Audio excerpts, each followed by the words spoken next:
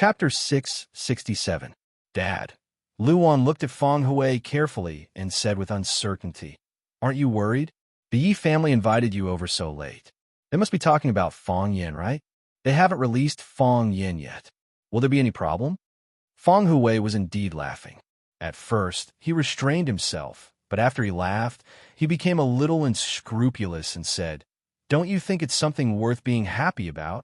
Luan thought for a while, but she really didn't understand what was worth being happy about. Her son harmed the Yi family's daughter, and now the Yi family was going to vent their anger on her son. How could she laugh? Feng Yin and the Yi family's girl have been in love for a long time. Feng Yin likes that girl, and Wenwan has taken care of our Feng family a lot these years. She often comes to our house. Feng Yin is a good boy. He is one of the best boys in Swallow Dock. In a whole Huaxia, there are only a few young people who could be better than my grandson. They are all too childish. Although Luan liked others to praise her son, she really couldn't accept it when her father-in-law spared no effort in praising her grandson. This kind of thing shouldn't be said from others' mouth. "Luan, you have a good son. Feng Yin is really an excellent young man. Our Xiao Xiao is as good as your Feng Yin," and then said some modest words with a smile. While pointing out some harmless shortcomings of her son, she also praised other people's children, saying, "You are good, I am good, and everyone is good. If you dare to say that other people's children are not good, others will not say that your children are good in the future, even if other people's children are not good." Wenwan is also a good boy. His appearance is perfect, and so is his ability. Why did I beg the Yi family shamelessly? Why did I send my grandson to be humiliated by them? To tell you the truth, I'm doing this for a reason. Ruru is the granddaughter-in-law I've chosen for Feng Yin for a long time. I can't let such a good girl be taken away by someone else. I'll let them get to know each other and settle Yiru. Luan wanted to refute her father-in-law. In the past few years, the relationship between Feng Yin and Yiru was more than just an exchange of acquaintances. Every year in the competition, Yiru never showed mercy to Feng Yin. When Feng Yin mentioned Yiru, he always referred to her as that savage woman, that big dinosaur, and that ugly monster. Did this mean that he had decided on his aunt in advance? He felt that things were not so reliable. As if he knew what Luan was thinking, Feng Hui said with a smile, "I know that Feng Yin was wronged a few years ago, but he was not as good as others. If he could beat tenderness and defeat her in a fair and square manner, wouldn't the other side be the one who would suffer? He couldn't beat her. It's reasonable for him to suffer some physical pain. However, there are advantages to not being able to beat her. It can also stimulate his fighting spirit and let him know that there is always someone better than him in the world." He comprehended the heart of Tai Chi at such a young age. I dare say that half of this achievement is due to tenderness. Tenderness did help a lot, Luan echoed. She was still uneasy in her heart and said, "But the thing in front of us, besides Feng Yin, is a boy. He didn't suffer any losses," Feng Hui said rudely. "If he has a child, he will be our Feng family's child. This kind of thing is not good for a woman's reputation." Luan thought about the words in her mind. She was born in a scholarly family and had a different way of thinking from these martial arts people. "Feng Yin is my son. I certainly hope for the best for him. I like tenderness too. It's rare to see such a simple and clean girl. However, there are some things that can't be rushed. The Yi family is also a big family. The Yi family is arrogant, and they usually have their eyes on the top of their heads. They feel that they have treated tenderness unfairly. However, Feng Yin is so reckless. He ran into the Yi family in the middle of the night and did such a stupid thing. How can tenderness live in the future? How can the Yi family raise their heads in the future? Even as a mother, I also feel ashamed." Luan sighed and said, "Where is Feng Yin now? I'll go to the Yi family. This kind of thing has to be explained clearly to someone. This time, it's really us who let him down." Feng Hui looked at his daughter-in-law with a gratified face. She was gentle, wise, and generous. She didn't deliberately cater to him because of her father-in-law's authority. She had her own world in her heart. However, she didn't have good fortune. Seeing Luan turning around to leave, Feng Hui sighed and said, "Luan, you don't have to go." "Dad, what do you mean?" Luan slightly raised her eyebrows, not because she was angry, but because she didn't understand why Feng Hui stopped her. Whether it was to bring back her son or to apologize to the Yi family, these two things were very important to her. As a mother, she couldn't delay or neglect them. There's something hidden in this matter. Feng Hui explained aloud. You know that guy's temper. How can he be such a lascivious person? And even if he is lascivious, he won't smash people's door and break into people's ancestral hall. Feng Yin doesn't have such a strange taste, and our Feng family doesn't have such a bad upbringing. What on earth happened in the middle? I don't know, but I think it's for the good of the Yi family's girl. They now have a misunderstanding about Feng Yin and want to get rid of the evil for the people. At this time, no matter what we say, they won't believe it. Then, when the truth comes out, they will come to apologize themselves. Dad. Luan was even more worried and said, they are angry now. If they do something to Feng Yin, they won't. Feng Hui waved his hand and said confidently, if they really wanted to do something to Feng Yin, they wouldn't have pushed me to the Yi family in the middle of the night. Just wait and see. It will be a good result. With such a thing happening, Feng Yin and Wen Raowen will definitely get married. Then what about the marriage between Feng Yin and Wen Raowen? Feng Hui was silent for a while, and then said, how can the Yi family be willing to let an expert who is about to enter the heavenly Tao realm go? Back then, they only wanted to find a good wife for their grandson, but they didn't expect that this granddaughter-in-law is too outstanding and unsuitable. Before Feng Yin opened his eyes, he had already smelled the smell of the sun. It was warm, soft, and not hot, as if a pair of delicate little hands were stroking his skin. It's so comfortable. Feng Yin sighed in his heart. He didn't know if he laughed, but he knew that he must be enjoying it very much. Insects chirped and birds chirped. The autumn wind brought the fragrance of flowers, making people want to take a few more breaths. This is a beautiful morning. When Feng Yin opened his eyes, he met a pair of eyes. Yi Daowen, Yi Daoling, Yi Fengsheng, Yi, and a group of younger members of the Yi family were all staring at him. Feng Yin was stunned for a moment, and then he understood. Yi Raowen was in danger when she was breaking through the heavenly Tao, and he was not afraid of sacrificing himself to save her. What kind of person was Yi Raowen? She was the most promising and most popular junior in the Yi family. She was Yi Daowen's daughter, Yi Daoling's niece, and a representative figure of the Yi family's rise on the path of martial arts. There were countless obvious and hidden benefits, and the Yi family didn't want anything to happen to Yi Raowen. However, when he had a premonition that when Raowen was in trouble and came to her rescue, he encountered all kinds of humiliation and obstruction. Now that the truth was out, they must be feeling guilty and remorseful, right? Apologize? Yes, an apology was a must.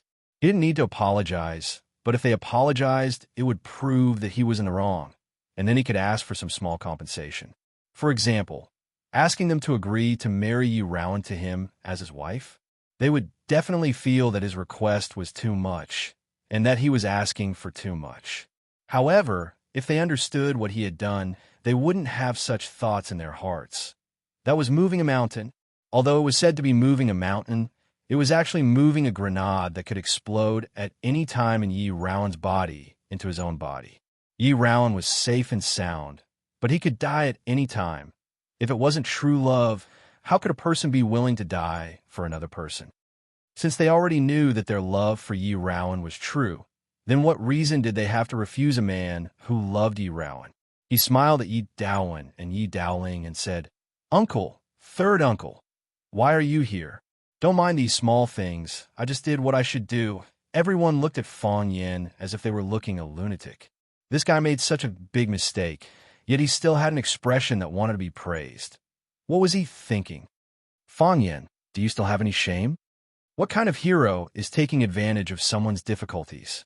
Feng Yin, if you don't give my Yi family an explanation today. The crowd was agitated, and everyone began to concentrate their firepower on Feng Yin. Feng Yin's expression stiffened again, and then the smile that spread out was filled with endless bitterness. You guys bully me like this, I won't easily forgive you later. Chapter 668. Everyone in the Yi family was furious. If it wasn't for the fact that Fong Yin was lying on the bed, they would have wanted to make a move on Fong Yin. Even if they couldn't win, they had to fight. They had to let Fong Yin beat them to death. Yi Fengsheng was caught in a dilemma and whispered, "I think it's better to figure out the situation first. We have to wait for cousin to wake up to know what the situation is. Isn't that right, everyone? If we misunderstood Fong Yin, wouldn't we have to apologize to him? Those who practice martial arts need to be steady and calm, to strike only after the enemy has struck." Yi Fengsheng and Fong Yin were good friends, but Fong Yin made such a big mistake in the Yi family. It was difficult for him to say a word, even if he wanted to help.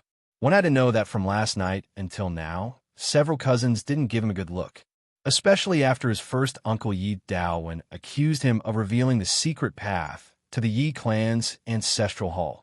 Yi Fengsheng suffered a lot of supercilious looks. Some older brothers and sisters even sharply criticized him for pushing the Yi clan into danger. Yi Fengsheng, what misunderstanding. We all saw it with our own eyes. It was Fong Yin who forced his way in and ruined gentle cultivation. Yi Dongxue said coldly. Yi Dongxue was a child of the second master's branch. He was only 2 years older than Yi Fengsheng, but he could use the identity of the big brother to scold Yi Fengsheng. Yi Dongxue saw Yi Fengsheng's situation and could only swallow the words he wanted to say. This time, Fong Yin really angered everyone. Even his father was very dissatisfied with Fong Yan's reckless behavior. Yi Daowen's face was gloomy, and his eyes were filled with anger as he stared at Fong Yin. Yi Daowen's expression was still calm, but he thoughtfully looked at Fong Yin, who had a bitter smile on his face. After the younger generation made a ruckus for a while, Yi Daoling waved his hand and signaled everyone to quiet down. Yi Daoling looked at Fong Yin and said, "Fong Yin, how do you feel now? Are you all right?" Fong Yin said uncertainly. When he was being attacked and insulted by the people of the Yi clan, he secretly let his true qi circulate through the meridians of his body. Other than the fact that his body felt empty and it was difficult for him to breathe, he didn't feel anything else. Where did the volcano go? They had clearly exploded in his body, but what were the consequences of the explosion? Did he cause any trauma to himself? Why can't I feel anything? Fong Yin was puzzled. That's impossible.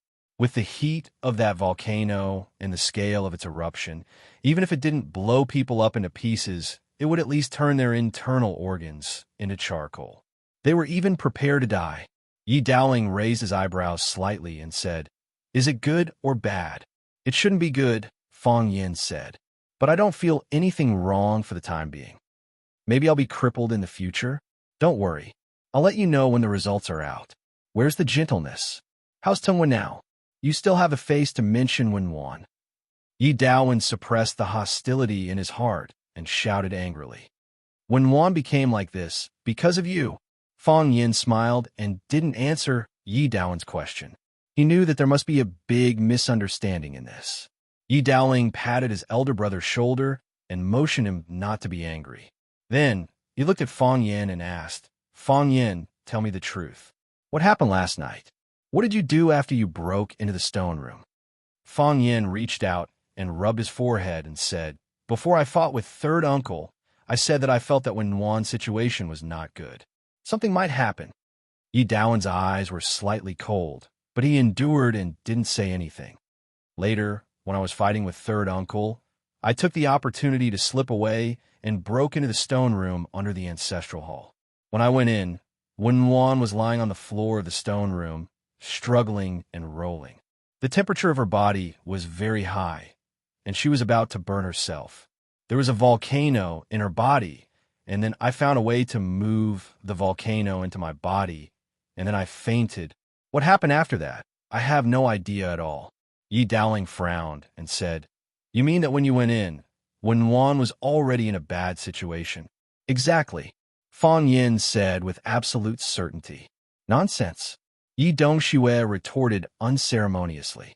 "You heard that Wenwan was about to break through again, so you deliberately came to disturb her, right? Now you have succeeded." Fong Yin stared at Yi Dongxue with sharp eyes and said, "What did you say?" Although Fong Yan's body was weak, and it was difficult for him to gather qi, but his eyes were still sharp. Yi Dongxue met Fang Yan's eyes, and he felt a tingling feeling like being pricked by a long needle.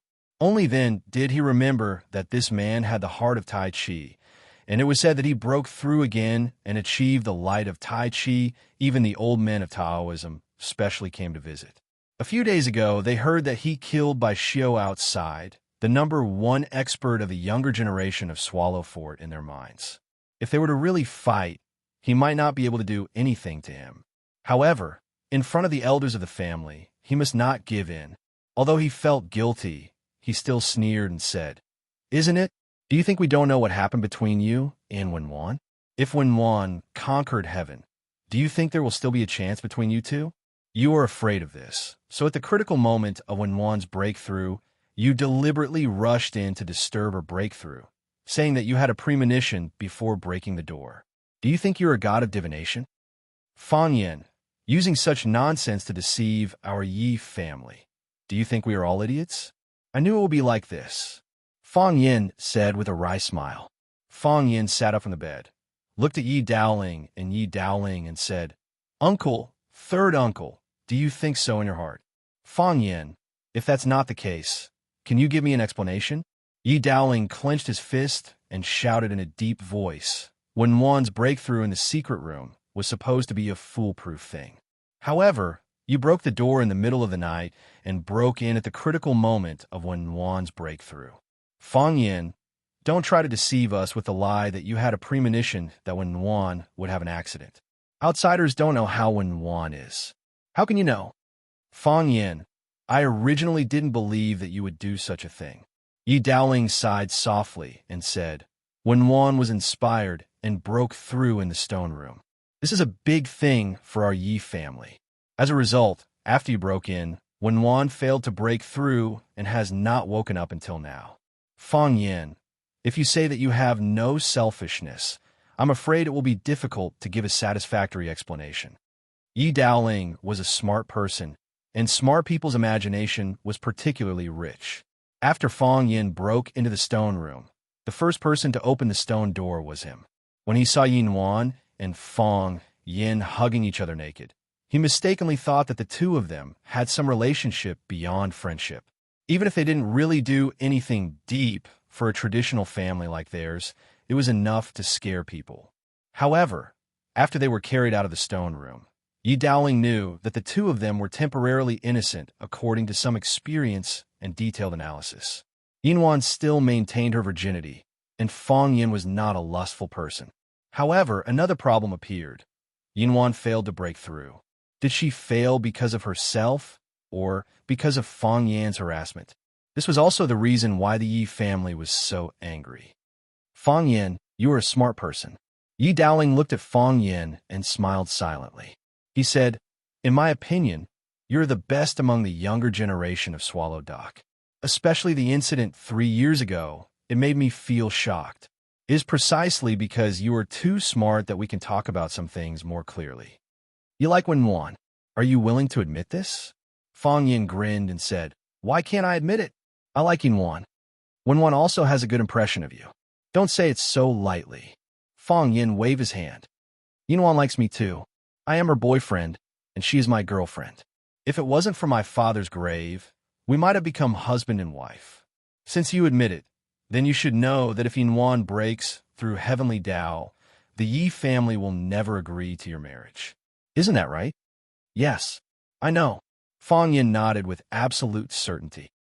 Every family is like this. It is not easy to cultivate a talent.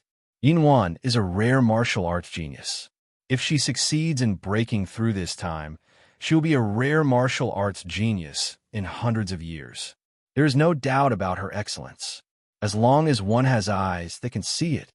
Fang Yin looked at the Yi family standing in front of him and said, I have thought about this problem a long time ago. The Yi family will not easily let go of Wenwan.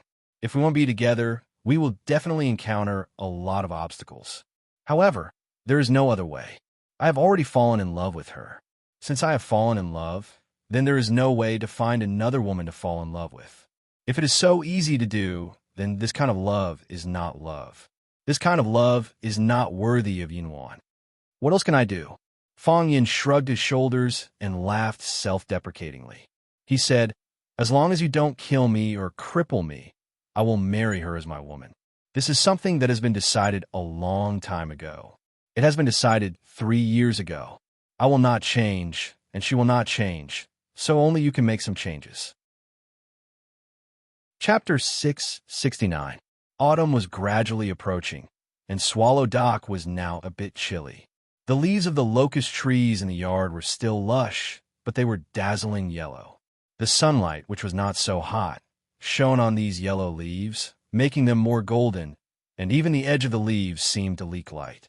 Most of the people in the room were wearing unlined shirts, which didn't make people feel cold. For martial arts practitioners like them, a little cold wind couldn't hurt them at all. Even in winter, it was easy for them to swim naked. Yi was the weakest, but she also had some martial arts foundation. At this time, she didn't show any abnormality. She had a good relationship with her sister Yi Ro since childhood, and she had always regarded Yi Ro as her idol. Therefore, Yi Ro's position was her position, and her position had always changed with Yi Ro's position. When she just learned that Sister Ro and Fong Yin were in love, she rejected it in her heart, and even questioned Sister Ro's choice to her face. She thought that Fong Yin didn't deserve Sister Ro. As for who could deserve Sister Ro, she didn't have a specific name or outline in her mind. She just thought that it should be someone more excellent and powerful than Fong Yin. There were many talents in Yanjing City, and heroes were like carps crossing the river. Why did she have to choose a husband in Swallow Dock? But Sister Ro was willing to endure it, and she could only accept it. Therefore, from last night to this morning, she had been trying to say a few words for Fong Yin. Although she knew that no one would listen to her words, and it probably wouldn't have a good effect. After hearing what Fong Yin said, she didn't get angry like the Yi family, but was a little moved. A sincere man, a stubborn man, a man who wouldn't give up easily. Wasn't such a man what women longed for and pursued? In the autumn morning light, in the backyard of the Yi family, where insects and birds wandered freely, the man was slowly saying something on his mind. "I know you won't like what I said, and you'll even be very angry, but it's really from the bottom of my heart. I also know that no matter what I say, you won't agree to let Yi Ro marry me. Using words to move people is meaningless in your eyes. At this point in time, you won't be thinking about love or not. To you, this is just a trivial matter.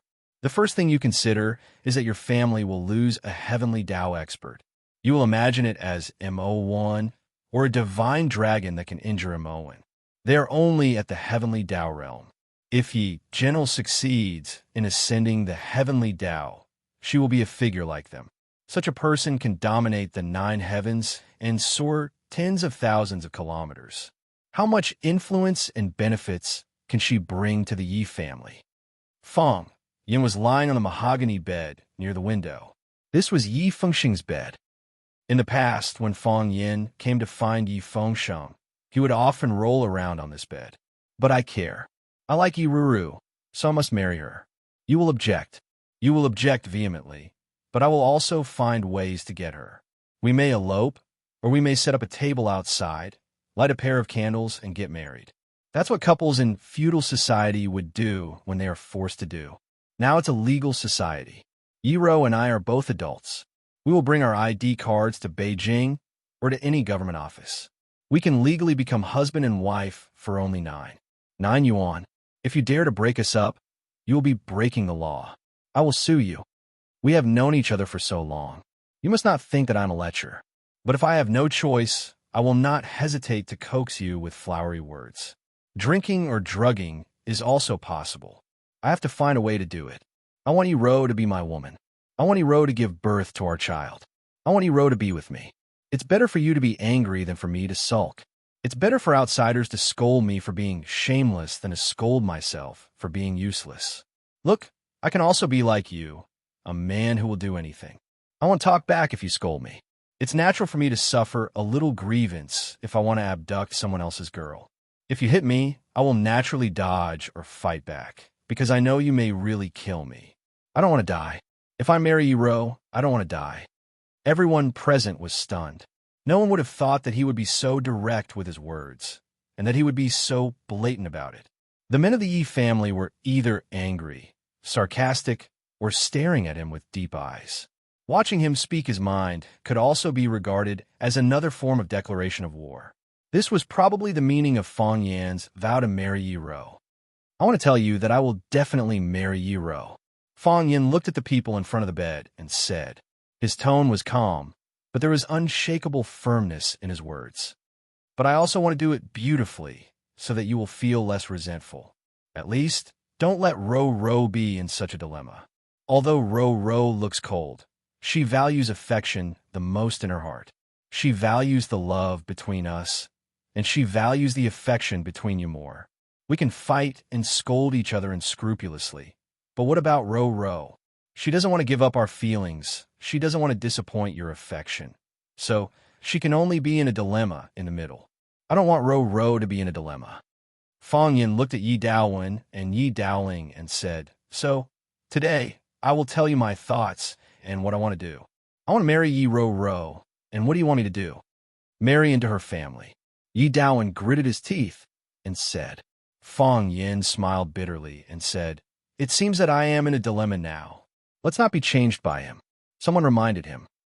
He hasn't confessed whether he deliberately destroyed Sister Ro's breakthrough. How can I prove that I didn't mean it? Fong Yan looked at the young man and asked, When Ro wakes up, won't everything be revealed? What if Sister Ro is biased? The man retorted unwillingly. Do you want to force him to death? A cold voice sounded behind them. Everyone turned around and saw Yi Ro in black standing behind them, coldly glancing at the people in the room. Her face was pale, her eyes were lifeless, and she had to rely on the support of a young maid even to stand. The failure of this breakthrough really had a great impact on Yi Ro. Ro, you're awake? Yi Daowen hurried over. After all, she was his daughter, and as a father, he was very concerned. Yi Daoling walked over, reached out his hand to feel Yi Ro's wrist, and said in a deep voice, Your pulse is weak, and your breath is difficult to find. It may be caused by excessive fatigue.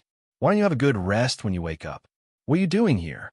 Yi Ro's gaze passed through the crowd, and met the eyes of Fong Yan, who was sitting on the bed. Yi Ro was fine, and Fong Yan grinned. Fong Yan was fine, and Yi Ro also chuckled. One smiled openly, and the other smiled gently. This smile was particularly dazzling in the eyes of many people. He is my savior, Yi Ro said aloud. Ro. Yi Daowen raised an eyebrow and said, What happened at the time? You can't talk nonsense about this kind of thing. Yi Daowen was worried that in order to protect Fong Yan, Yi Ro would deliberately say something beneficial to Fong Yan. If he is a narrow-minded person, Yi Ro's gaze was still on Fong Yan, but she answered her father's question. Do you think I will like him? Yi Daoling looked at his elder brother, Yi Daowen, and said with a smile, Ro, don't blame your father. He is also worried about you. There are some things you may not be clear about. At that time, it was the critical moment of your seclusion. Fong Yan broke the door, and I even fought with him. You also know the attitude of the family towards your seclusion. Everyone was careful, for fear of affecting you. So, Fong Yan barged in so casually. We were worried that he would disturb your state of mind, but it didn't mean that he had any bad intentions. We were protecting you. Fong Yan also said it was to protect you, but the result was... So, we just wanted to figure out the problem.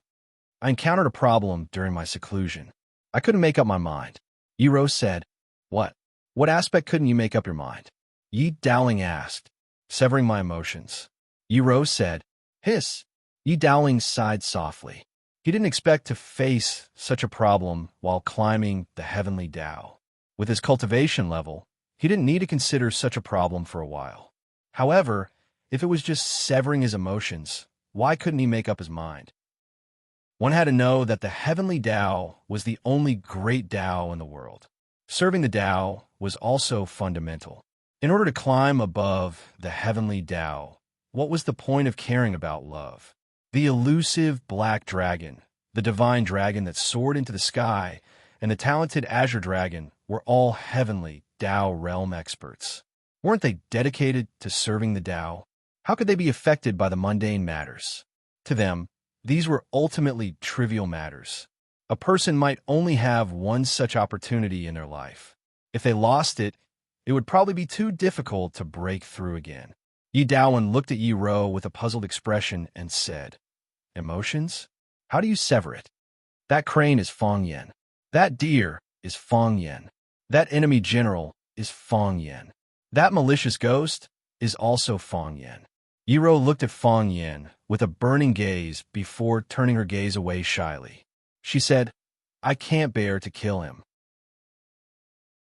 Chapter 670. That crane is you, that deer is you, that enemy general is you, and that malicious ghost is also you. So, I can't bear to kill you. Yi Ro said it lightly, and there was only a little shyness on her face. She was not used to expressing her feelings with this kind of attitude and words, but Fong Yin could hear the danger and deep affection in her words. What was the way of heaven? Fong Yin didn't have a chance to see the real body, so he didn't understand it. But for Yi Ro, who was trying to break through, there was a world in every grain of sand and a heaven in every flower. Every thought and every scene was an opportunity. The crane was an opportunity, the deer was an opportunity, the enemy general was an opportunity, and the evil ghost was also an opportunity. Every time a scene flashed, it was an opportunity for Yi Ro to break through the shackles and climb the heavenly path. It could be seen that Yi Ro was actually full of confidence for this breakthrough, because even God was willing to give her so many opportunities. At that time, she just needed to follow the way of heaven. Then, there would be another way of heaven in Swallow Dock, just like the old drunkard Mo Chingdi. This was a happy event for the Yi family, and also something for the whole Swallow Dock to be proud of.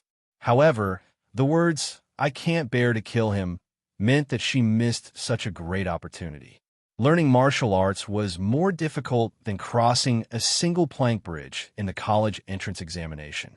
No matter good or bad students, no matter how hard they studied or how lazy they were, as long as they endured for a certain period of time, the school would give them a fair chance to take the exam. But climbing the way of martial arts wasn't like that. There was no competition. You only needed to give yourself competition. There was no examiner. Your strength was the biggest affirmation of yourself. Ordinary people would have to wait for decades, but Yi Gentle let it in so easily. She let go of the chance to climb the way of heaven. Between the way of heaven and Fong Yen, she chose Fong Yen. Fong Yen had to admit that Yi Ro's words touched him. His heart was full of affection, and even his eyes were a little red. Others didn't know what she had paid for this, but he did. She went against the way of heaven, and in the end, her realm collapsed, her energy scattered, and her whole body burned like a volcano that was about to erupt. If he hadn't arrived in time, Yi Ro might have died. Because I can't kill Fong Yin, my mind is in a mess, and my aura is out of control. My eyes couldn't see, my ears couldn't hear, and there was only a sliver of remnant thought in my heart. My body's temperature was rising, and my mouth was getting thirstier. Breathing was difficult, and I nearly died. Back then, I also thought that I was about to die. Yi Gentle recounted what she had encountered while climbing the heavenly Tao realm. This was an incomparably precious experience. For experts like Yi Daowen and Yi Daoling who had the possibility of climbing the heavenly Tao, this was a hint. For the younger generation of the Yi clan, this was a very good warning and example. After all, not everyone had the opportunity to climb the heavenly way. Even if someone did, they wouldn't share their experiences and insights with others for free. However, Yi Ro deliberately mentioned this in front of Fong Yin, which naturally made the Yi family feel a little indignant. This is the treasure that our Yi family has risked our lives for. How could he just give it to an outsider? Is it worth it? Fong Yin looked at Yi Ro and asked, "You missed such a good chance. What about you?" Yi Ro looked at Fong Yin with bright eyes. Her face was as pale as a sheet, and it was because of this that when she began to feel shy, the blush on her face would be especially clear and alluring. "You nearly died to save me. Is it worth it?" Fong Yin grinned and said, "Aren't I living well now? It's just an opportunity." Yi Ro said, "Just try again next time." Her voice was indifferent, but her attitude was unyielding. To her, climbing the heavenly Tao was like eating a sumptuous meal. If she didn't eat it today, she could eat it next time. As Fang Yin laughed, Yiro laughed as well. The two of them laughed in an unrestrained and warm manner. Oomph. Yi Daowen couldn't stand it any further as he coughed forcefully a few times. She was flirting with another man in front of her father. Was this still his daughter, Yiro? Such a Yiro made him feel unfamiliar and uncomfortable. Yi Daowen looked at Yiro and said, "Was it really Fang Yin who saved you?" "Yes," Yiro replied seriously. She didn't like to lie, and every word she said seemed to be honest. Yi Daowen examined his daughter's face several times and nodded. "Then we misunderstood Fang Yin." Yi Daoling looked at Fang Yin thoughtfully, then looked at Yiro and said, "Fang Yin came to say that he had a premonition that something might happen to you. Is there really such a thing as a telepathic connection?"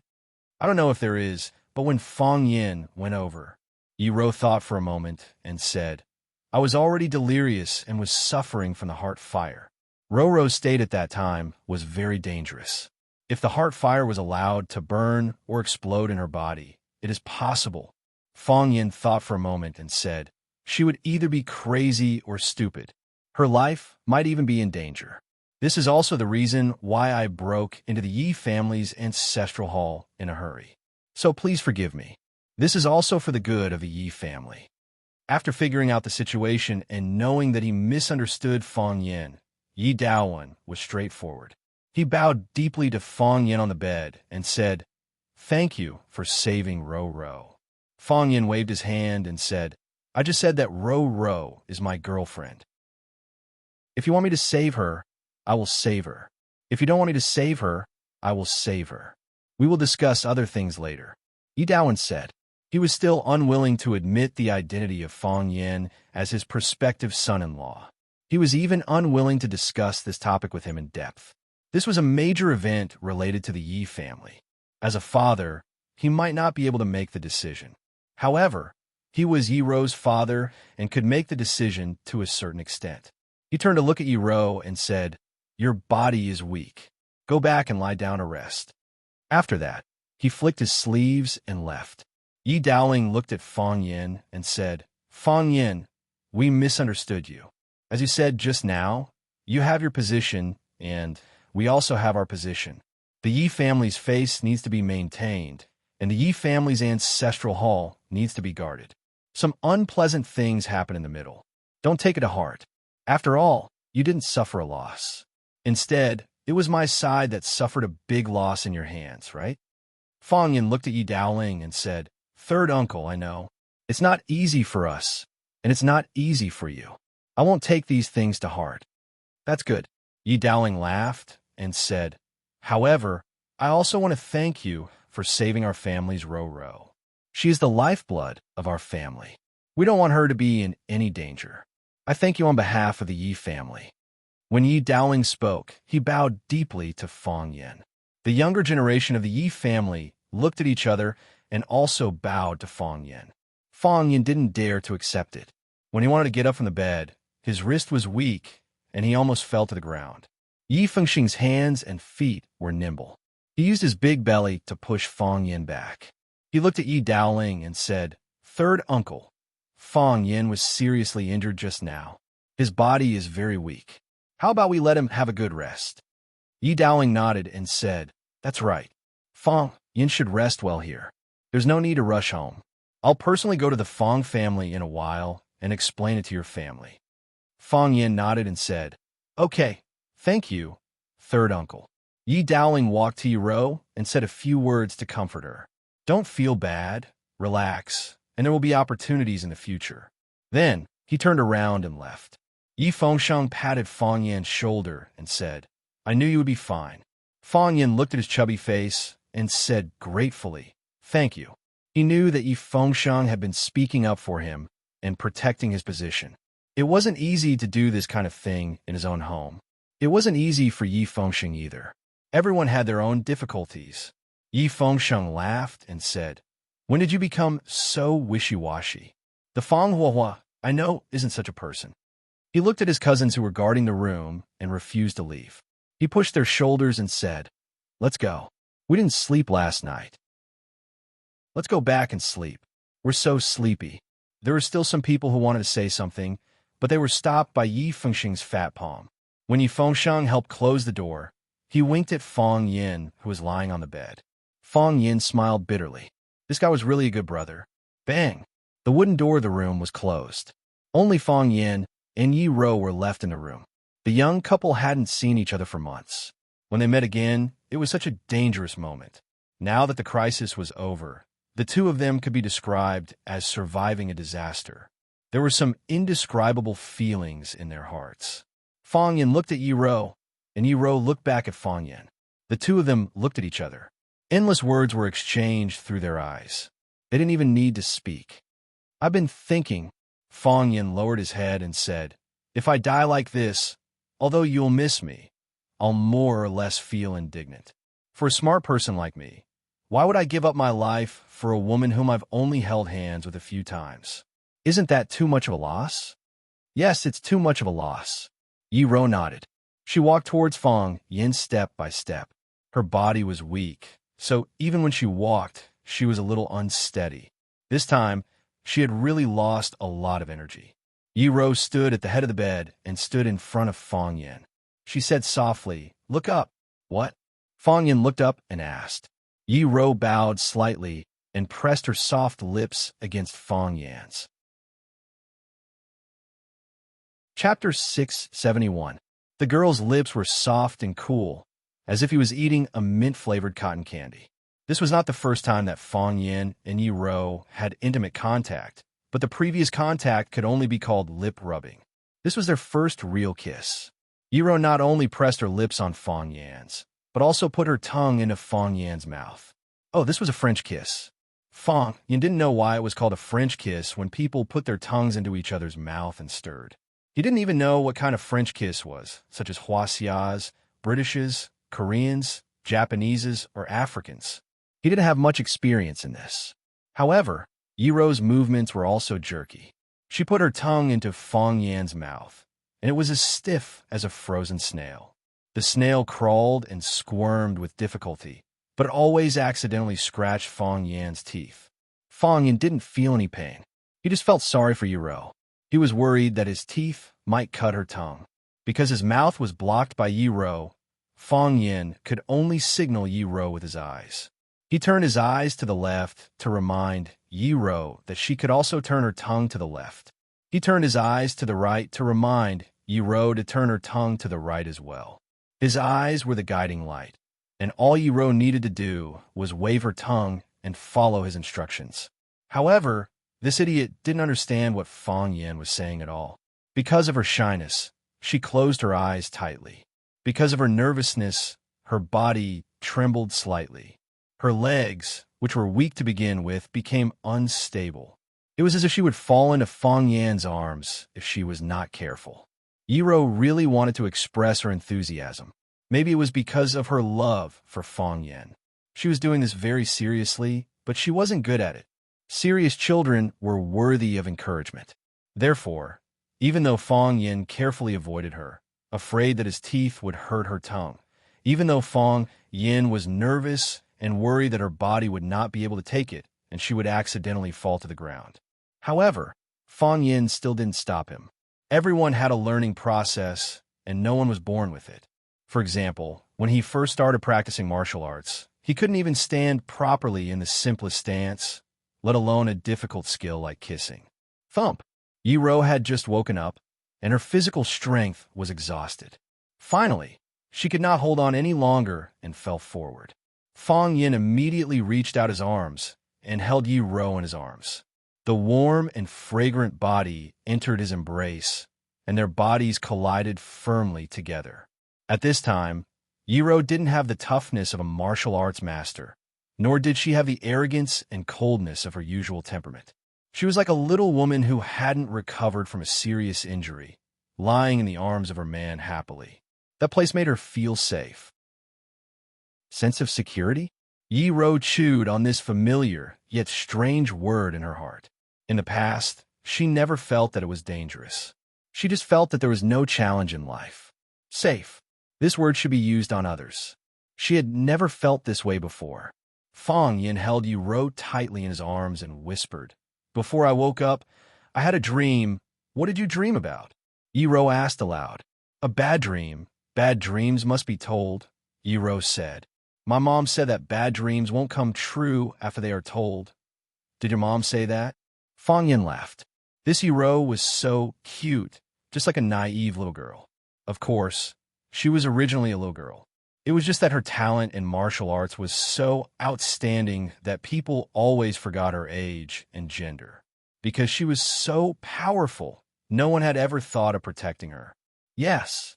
Yiro pressed her head in Fang Yan's arms and nodded gently. Her forehead rested on Fang Yan's chest, which made Fang Yin feel a burst of itch. Okay.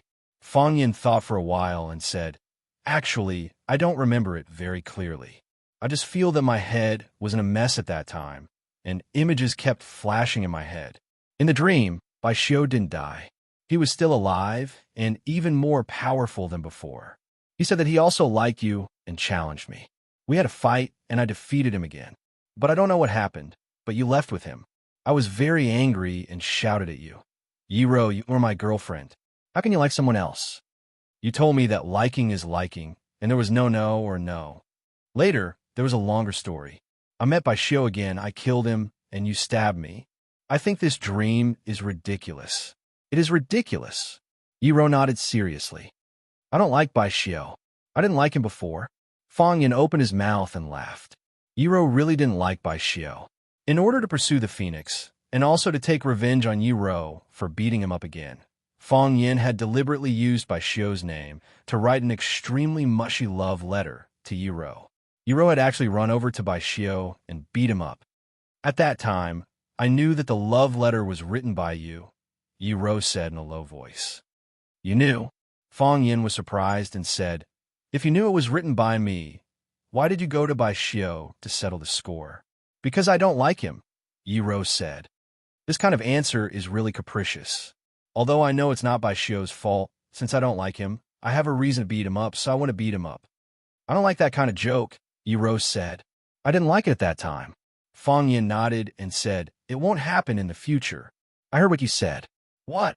What you said just now, the things you told my father and third uncle.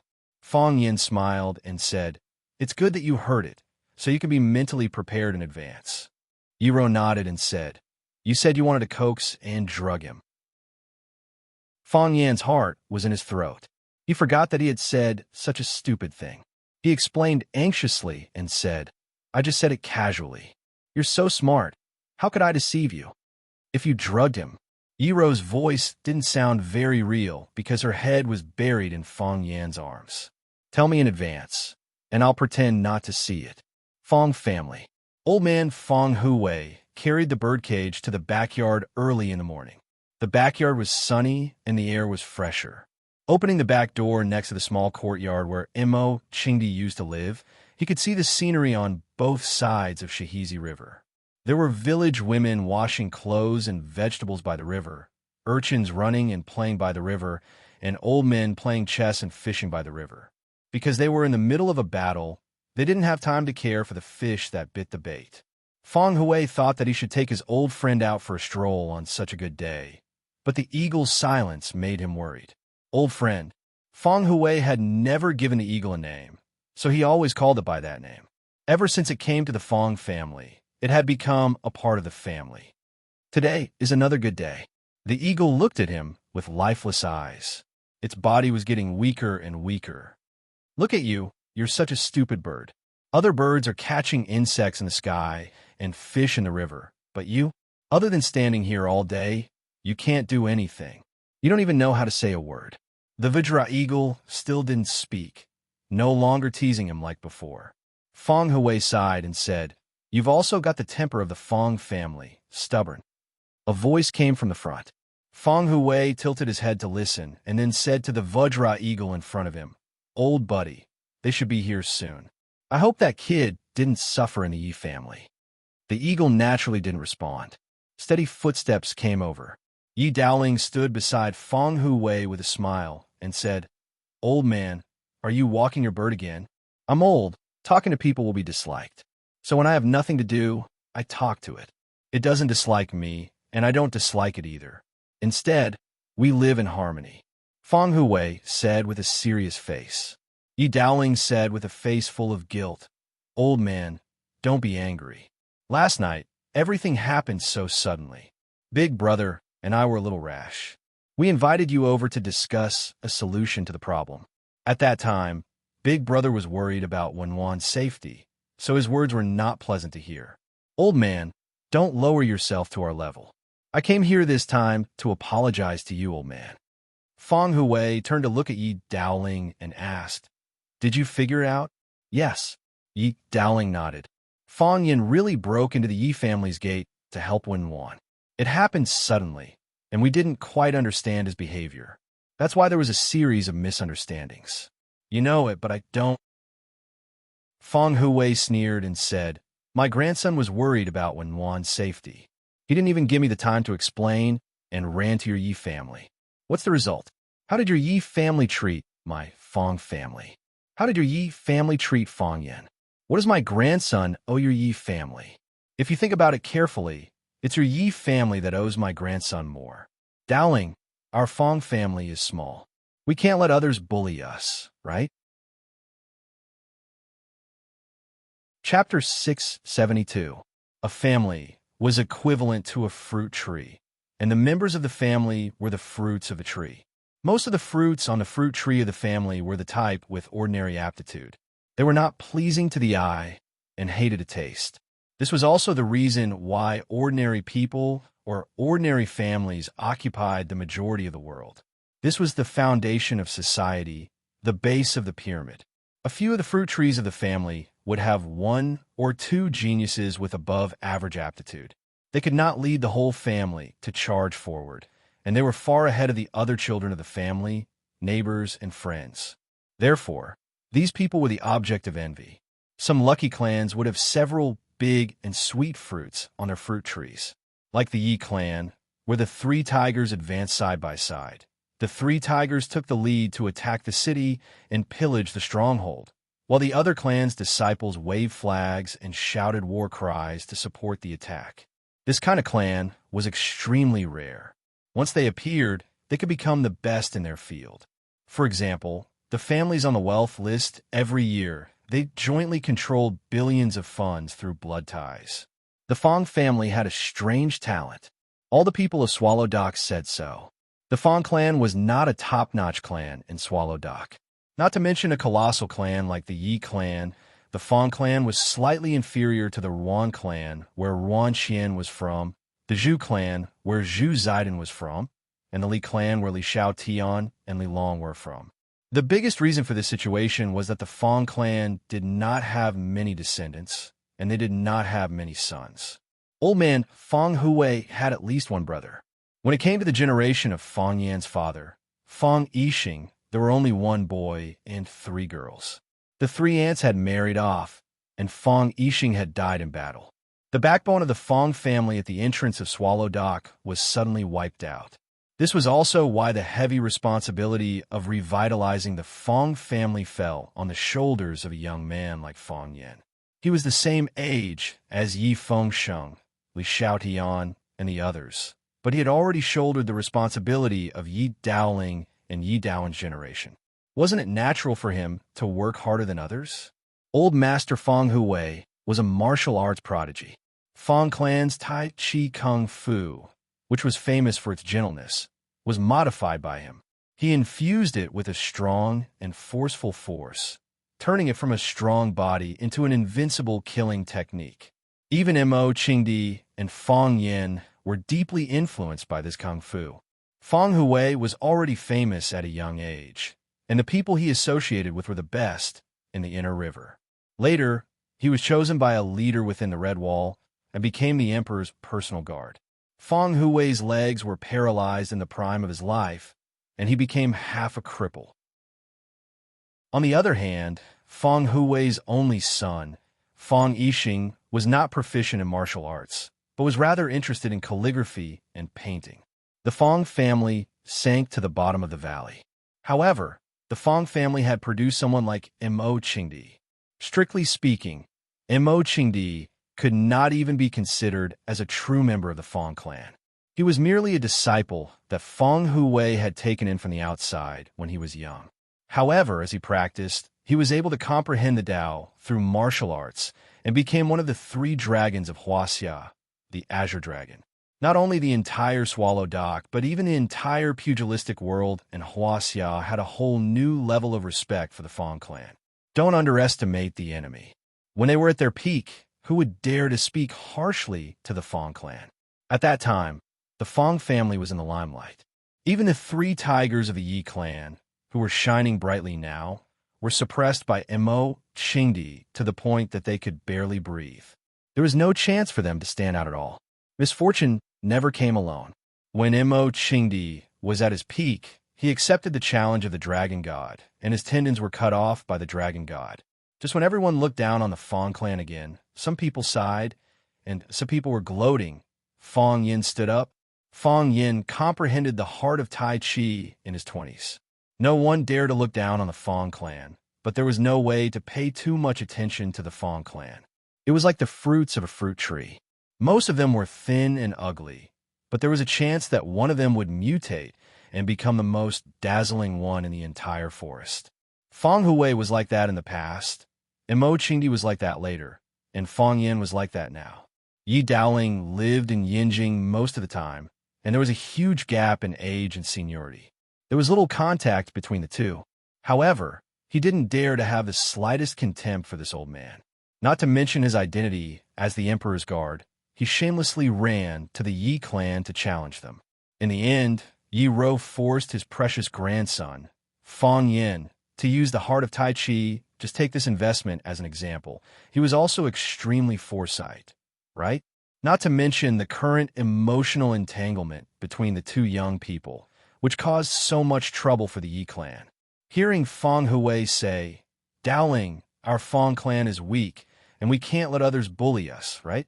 Yi Daoling knew that this old man was ready to bully others. The Feng clan had this kind of ability. Even when they were in a weak position, they could always bully others as they wished. For example, himself. Yi Daoling looked at Feng Huwei and said with a smile, Old man, what happened last night was something that no one wanted to see. We have some misunderstandings towards Feng Yin, and we owe him something. You're right, your Feng clan doesn't owe anyone anything. My position was taken by Feng Yin for me. I don't know what to do to thank Feng Yin, but if there's something I could do, I naturally won't refuse.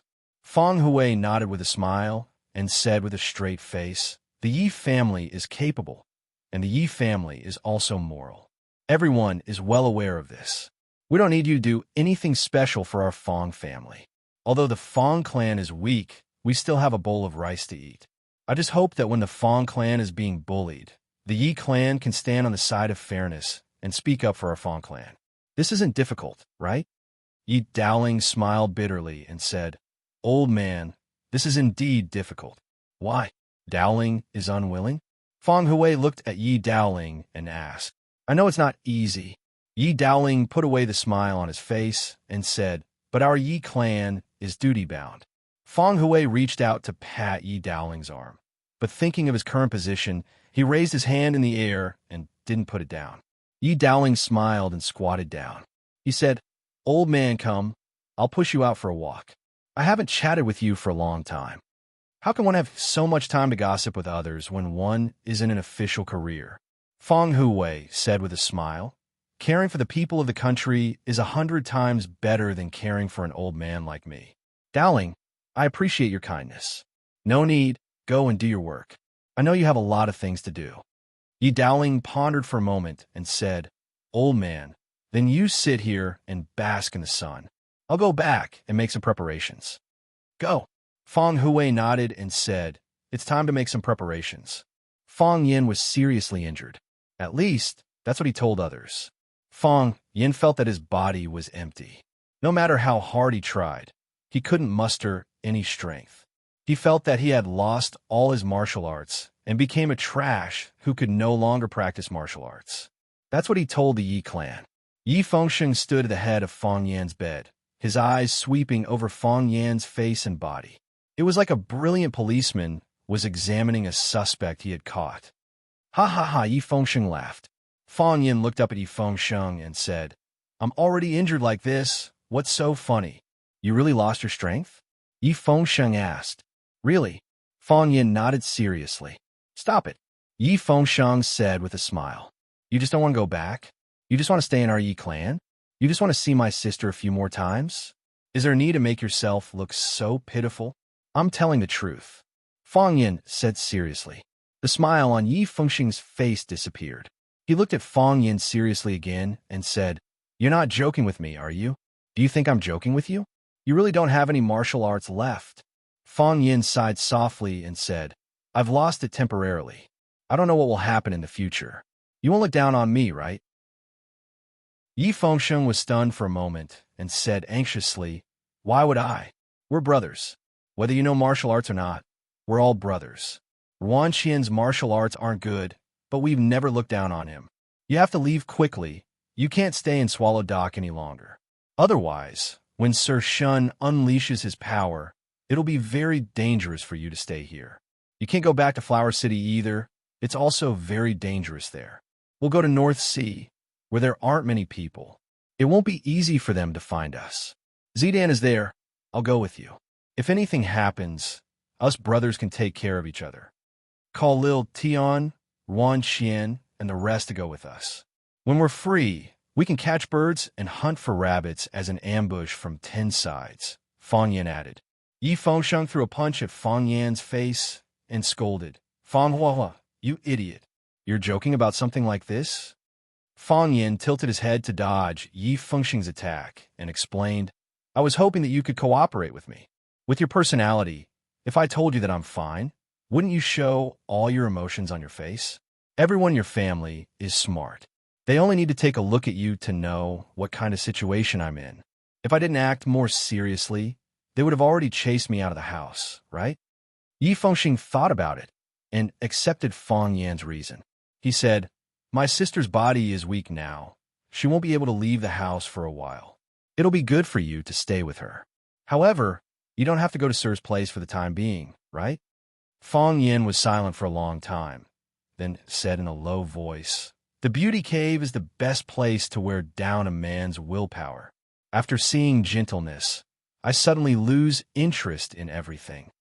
Because I see things that are too beautiful, I hope that those ugly things that people don't want to accept will come later, or even never have to face them.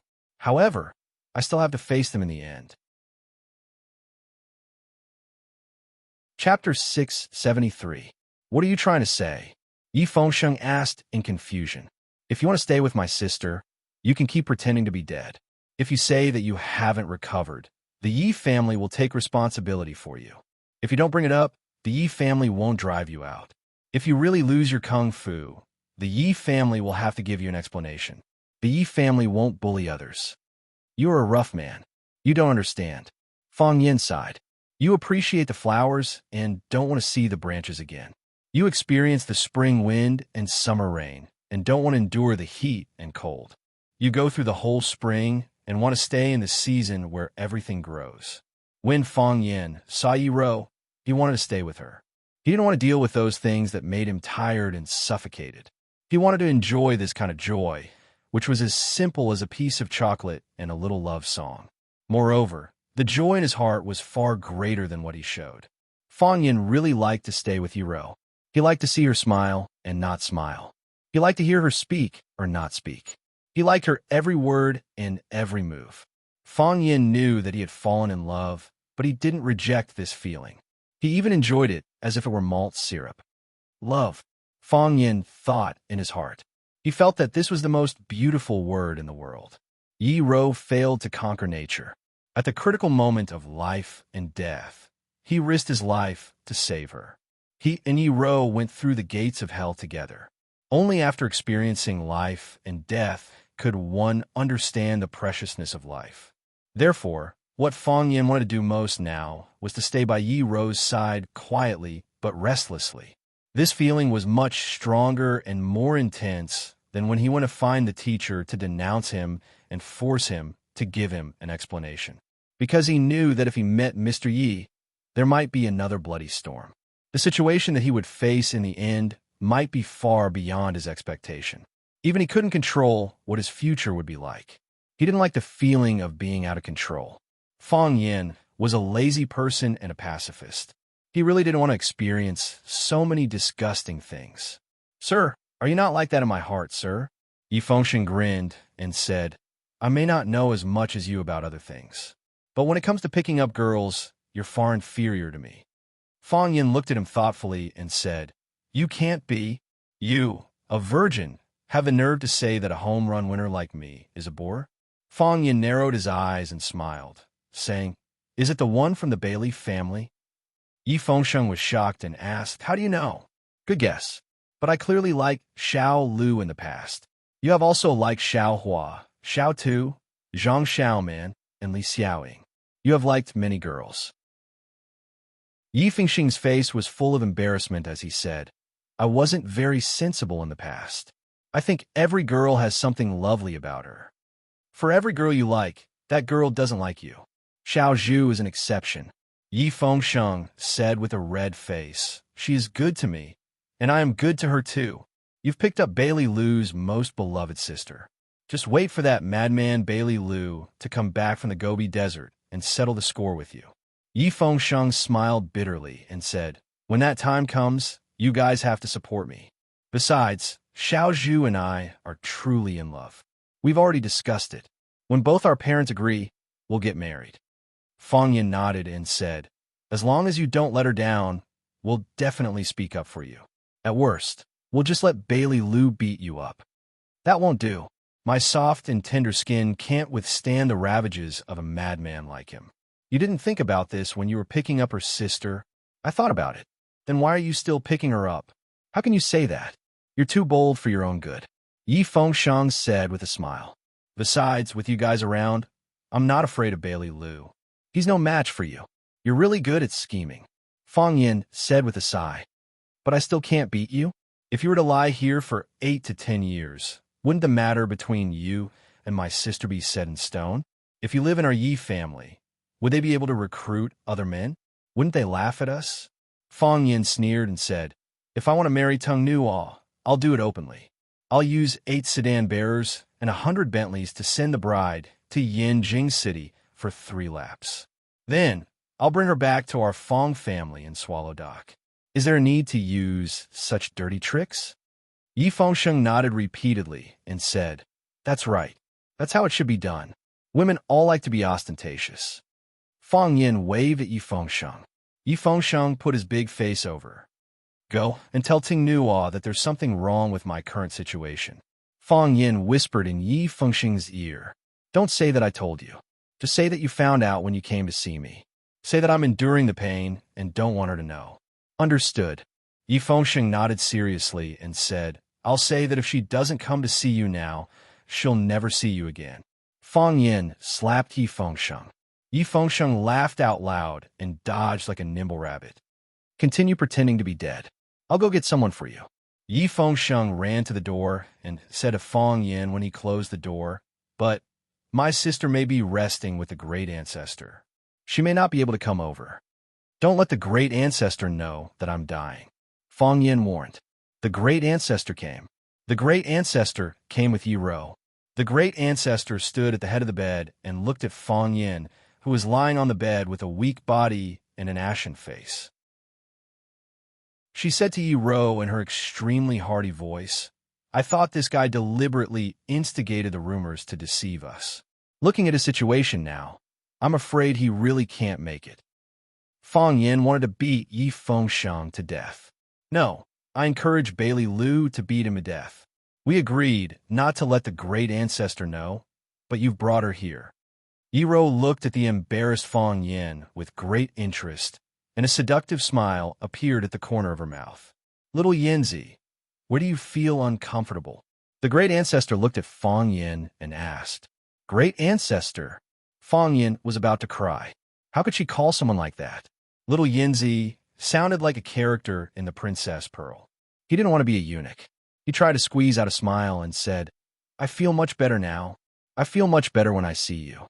You are really the reincarnation of Guanyin Bodhisattva. I won't die, will I? I won't die for the time being." "It's good that you won't die," the great ancestor said. If you're really going to die, I can't say these words to you. Ro is my favorite child. I don't want her to be a widow at such a young age. However, I know you are cunning and won't die easily. That's why I'm here to say these words to you. Do you like my Ro? Fong Yin looked at Ro and quickly looked away. He said with some embarrassment, "Yes." "What do you mean?" "I'm asking if you like my Ro." "Yes." Fong Yin answered with infinite shyness. He lifted the blanket, covering him up to cover half of his face. All right. Don't be shy. Little Yinzi, I've known you since you were born naked. You're not a shy guy." Fong Yin put away the shyness on his face and said seriously, "Don't they say that old people like honest and shy children? The problem is that you don't like either of them. The great ancestor said, since you like my Ro, you must want to be with my Ro, right?" "Yes." Fong Yin looked at Ro firmly and said, "We have to be together." Ro looked at Fong Yin with her bright and beautiful eyes. Even if she was shy, she was unwilling to turn her face away. "Then you should also know that it's not so easy. At least, these men in the Yi family are not willing to, right?" The great ancestor looked at Fong Yin and asked, "It's shameful to talk about it. There are so many men in the Yi family. There are dozens of them, but they have to rely on a girl to revitalize the family." "That's right," Fong Yin echoed. "How can it be like this? If they like masters of the heavenly path, they can work hard to climb up. Why do you need my girlfriend to support you?" The great ancestor looked at Fong Yin with a face full of contempt and said, "Don't you feel pain in your back? If you're also a master of the heavenly path and a hero like underestimating enemy, even if those guys surnamed Yi don't agree, what can they do? If you steal your wife and run, will they chase after you and beat you up?" Fong Yin did not dare to speak rashly. "Whose side is this old lady on? I'm flattering you, okay? Little Yinzi, tell me, when can you climb up to the heavenly path?" "This great ancestor, I'm working hard," Fong Yin said. It was difficult for him to answer this question. Who knew when he could climb up to the heavenly path? The great ancestor nodded and said, "Although I'm old, I'm not muddle-headed. I'm not an unreasonable person. I know that the heavenly path is illusory. There are so many people in Swallow Dock who practice martial arts, but in the past 100 years, didn't underestimating enemy appear?" "Great ancestor, what do you mean?" "Don't meet, sir." The great ancestor's expression was solemn. Every wrinkle on his face seemed to hide a yellowing past. Chapter 674. "Don't see, sir," the elder ancestor said again. Her voice was a little softer. There were reminders, warnings, but mostly pleas. Because Fong Yin was the Fong Yin that Ro liked, she also liked the Fong Yin that Ro liked. Fong Yin wanted to see Sir and interrogate him. This was not a secret in the whole of Swallow Dock.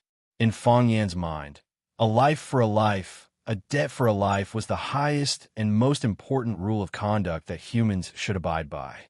If the murderer didn't pay with his life, then there would be more people who would kill.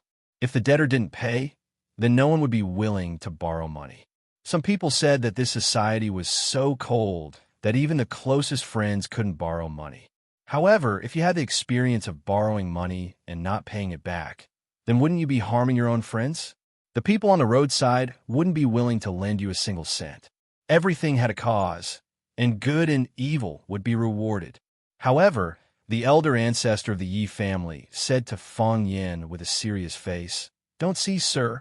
Because of his good relationship with Yi Fengsheng and his bad relationship with Yi Ro, Fong Yin often went to the Yi family. Sometimes he wanted to play with Yi Fengsheng, and sometimes he wanted to take revenge on Yi Ro. The more he went to the Yi family, the more he interacted with the elder ancestor of the Yi family. She was gentle, loving, generous, and candid, and even joked with Fong Yin from time to time. She often gave Fong Yin food and scolded him as a naughty monkey. Fong Yin liked the elder ancestor of the Yi family, just like how he liked his grandmother, who passed away a long time ago. In his memory, the elder ancestor had never spoken to him in such a serious tone. She had always been kind and cheerful and treated him the same as other children. Maybe she liked him a little more. Fong Yin's face was solemn. He kept silent and didn't immediately answer the elder ancestor's question. Or rather, he responded to the elder ancestor's request because she said don't see, sir. Not don't see, Mr. Seeing Fong Yan's expression, the great ancestor sighed softly and said, Little Yin, I know this request is difficult for you. I also know that you have encountered some unfair treatment.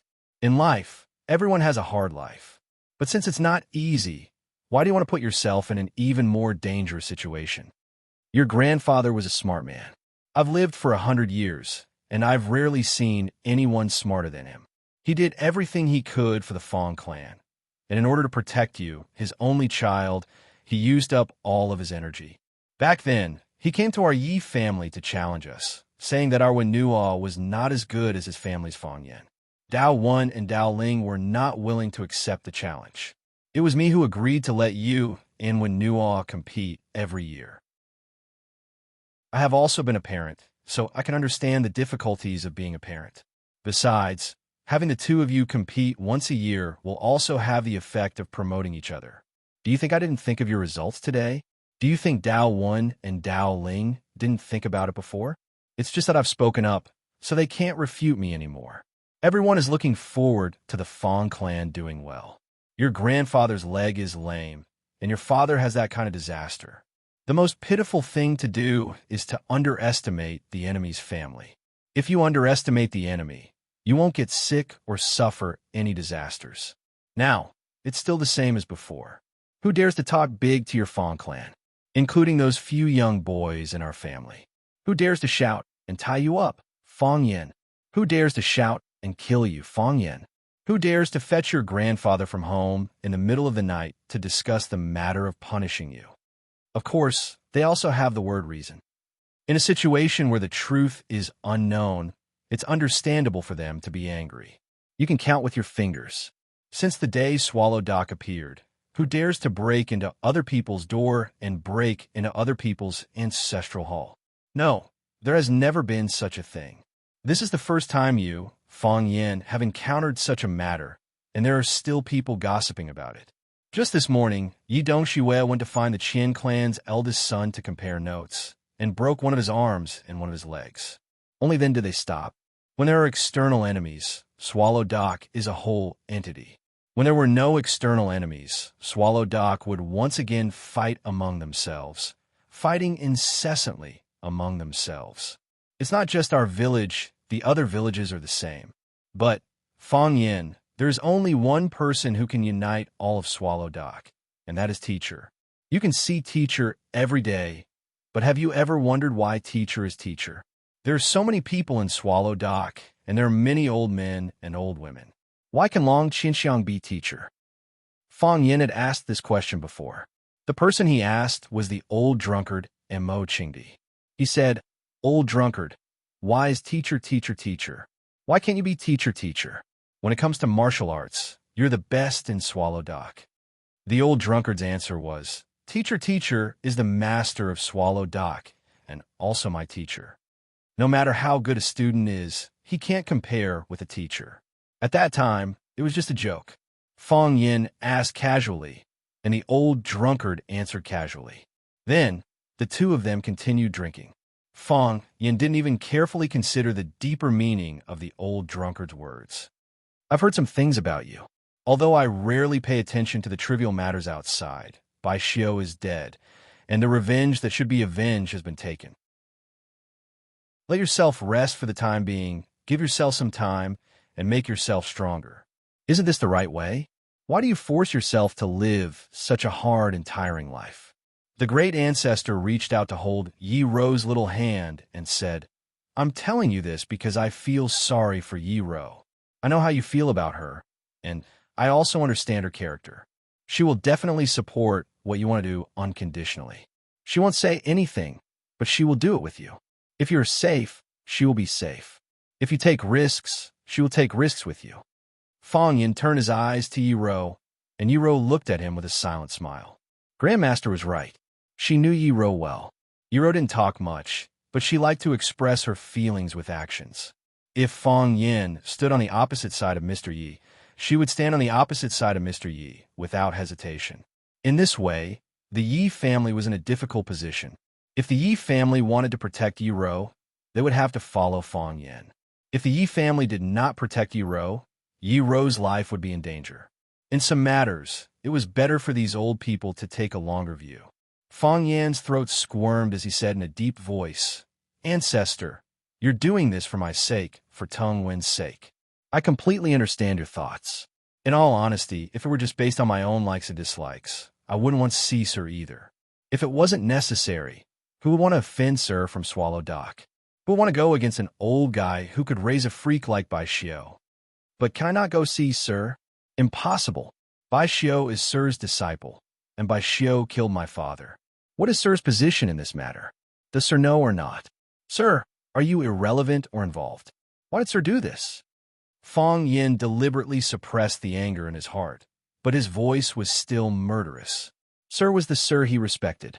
His father was killed by the disciple of the person he respected. Who wouldn't be angry when encountering such a thing?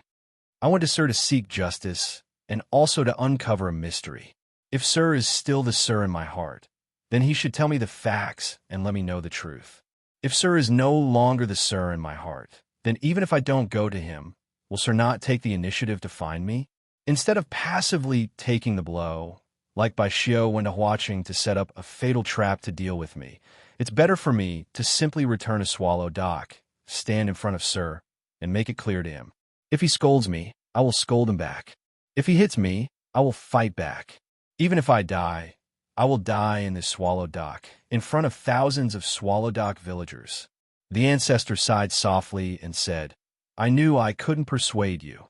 Feng Yin jumped up from the bed, bowed deeply to the ancestor, and said, "Ancestor, I have let you down this time." This was also an old man he respected, an elder who wholeheartedly hoped for the best for him. The ancestor waved his hand and said, "Didn't you ask Feng Sheng to bring a message to Wenro? Let's have a good talk with her." The ancestor moved his little feet and turned to leave, leaving Feng Yin and Yi Ro in the room again. Feng Yin looked at Yi Ro and said, "I know, the ancestor is doing this for our own good." Yi Ro nodded lightly. "But I can't promise her. I think it's better to settle this kind of thing earlier than later." Feng Yin explained seriously. Yi Ro still nodded and looked at Feng Yin with her watery eyes without blinking. She was calm and sure, but there was no shyness of a little girl. "What do you think?" Feng Yin said. "What do you think?" "I don't think." Yi Ro said. "Your thought is my thought." After thinking for a while, Feng Yin gritted his teeth and said, "In this case, I'm going to see Mr. Yi when I feel better." "Okay." Yi Ro looked at Feng Yin and said, "I'll go with you." "Don't go. Don't stop me. Don't always look at me like that." Feng Yin felt a little guilty under Yi Ro's gaze and said, "I'm a little embarrassed. You're the man I like." Yi Ro's voice was like the tinkling of spring water, small but clear. "Why can't I look at you more?" Chapter 675. You're the man I like. Why can't I look at you more? If this sentence came out of Feng Yan's mouth, it wouldn't be surprising at all. However, when this sentence came out of Yi Ro's mouth, Feng Yin felt ecstatic and flattered. Nowadays, everyone was used to men confessing to women. It would be rare and sincere for a woman to confess to a man occasionally, especially for a woman like Yi Ro. "What did you say?" Feng Yin resisted the palpitation in his heart and asked aloud. Yi Ro just looked at him and giggled without answering. Feng Yin walked forward and held Yi Ro in his arms, saying with a smile, "I was laughed at by Yi Fengsheng just now. He said that he may not be as good as me in other things, but in terms of love, I, a virgin, am not qualified to criticize him. I don't even know how to fight back." "Then don't fight back," Yi Ro said. "You are so cute. I really want to do something inappropriate to you." Feng Yin said. After a pause, he added, "But I don't dare to." Yi Ro raised her head from Feng Yan's arms and stared at him with her sparkling eyes. She said, "Do you want to coax me with sweet words? What's done cannot be undone." Feng Yin was speechless and hurriedly explained, "I just said it casually. This kind of thing is consensual. How can I cheat? I'm not the kind of man you think. Besides, I can't beat you. If you fight back, I can't do anything. It's also possible that I'll be molested by you." Actually, Yi Ro looked at Feng Yan's delicate cheeks and said, No one likes to eat raw rice. Everyone is willing to eat cooked rice. Fang Yin was stunned for a long time. He looked at Yi Ro and said, "What do you mean? Guess? If I guess wrong, you won't beat me." Some things were inevitable, but there was no need to rush. Fang Yin made up his mind to see Mr. Yi, but he didn't immediately run to see Mr. Yi. At the very least, he wouldn't go until his body recovered. He didn't even return to the Fang clan. On one hand, he wanted to stay in the Yi family to accompany Yi Ro for a while. He didn't know what would happen to him, but he wouldn't leave Yi Ro before she recovered from her serious injury. Perhaps it was because he had risked his life to save her, or perhaps it was because of Yi Ro's good fortune that her failure to climb the Heaven's Way didn't bring her any severe sequelae. It was a great thing that he was alive and well, and that his head was clear and all his limbs whole. It was just that his body was a little weaker. It would probably take a long time for him to achieve such a breakthrough again. Yi Ro was still young, and she would have plenty of opportunities in the future. Moreover, those who had experienced life and death situations would understand the meaning of living better. Living was the greatest meaning. As for what they could obtain while they were alive, it would depend on their own efforts and the blessings of the heavens. He couldn't force it. Fang Yan's situation was worse than Yi Ro's. He didn't notice it at the beginning, thinking that his body was empty because of the volcanic eruption, and he would be fine after a few days of rest. However, when Fang Yin consciously tried to use his heart of Tai Chi, he found that it didn't move anymore. Just like a few years ago, it became a lifeless, stillborn fetus. This made Fang Yin panic. He was even more panicked than he had been 3 years ago. At that time, Fang Yin felt that everything in the world was just a game. Some games were wonderful and exciting, and some are more boring.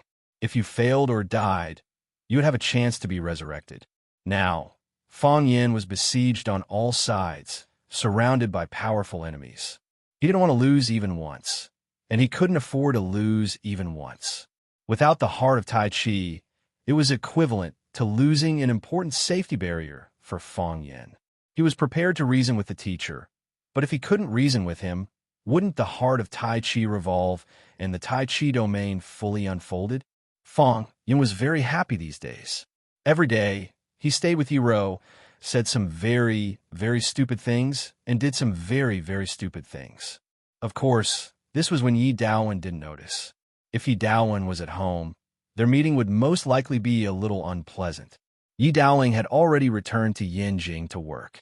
With the importance of his current work, it was impossible for him to skip work for a few days. Li Xiaotian has already been warned by his family. His family's old man asked him to leave Swallow Dock immediately, but Li Xiaotian refused. He didn't want to listen to his family's grumbling, so he simply stayed at Ruan Xian's house.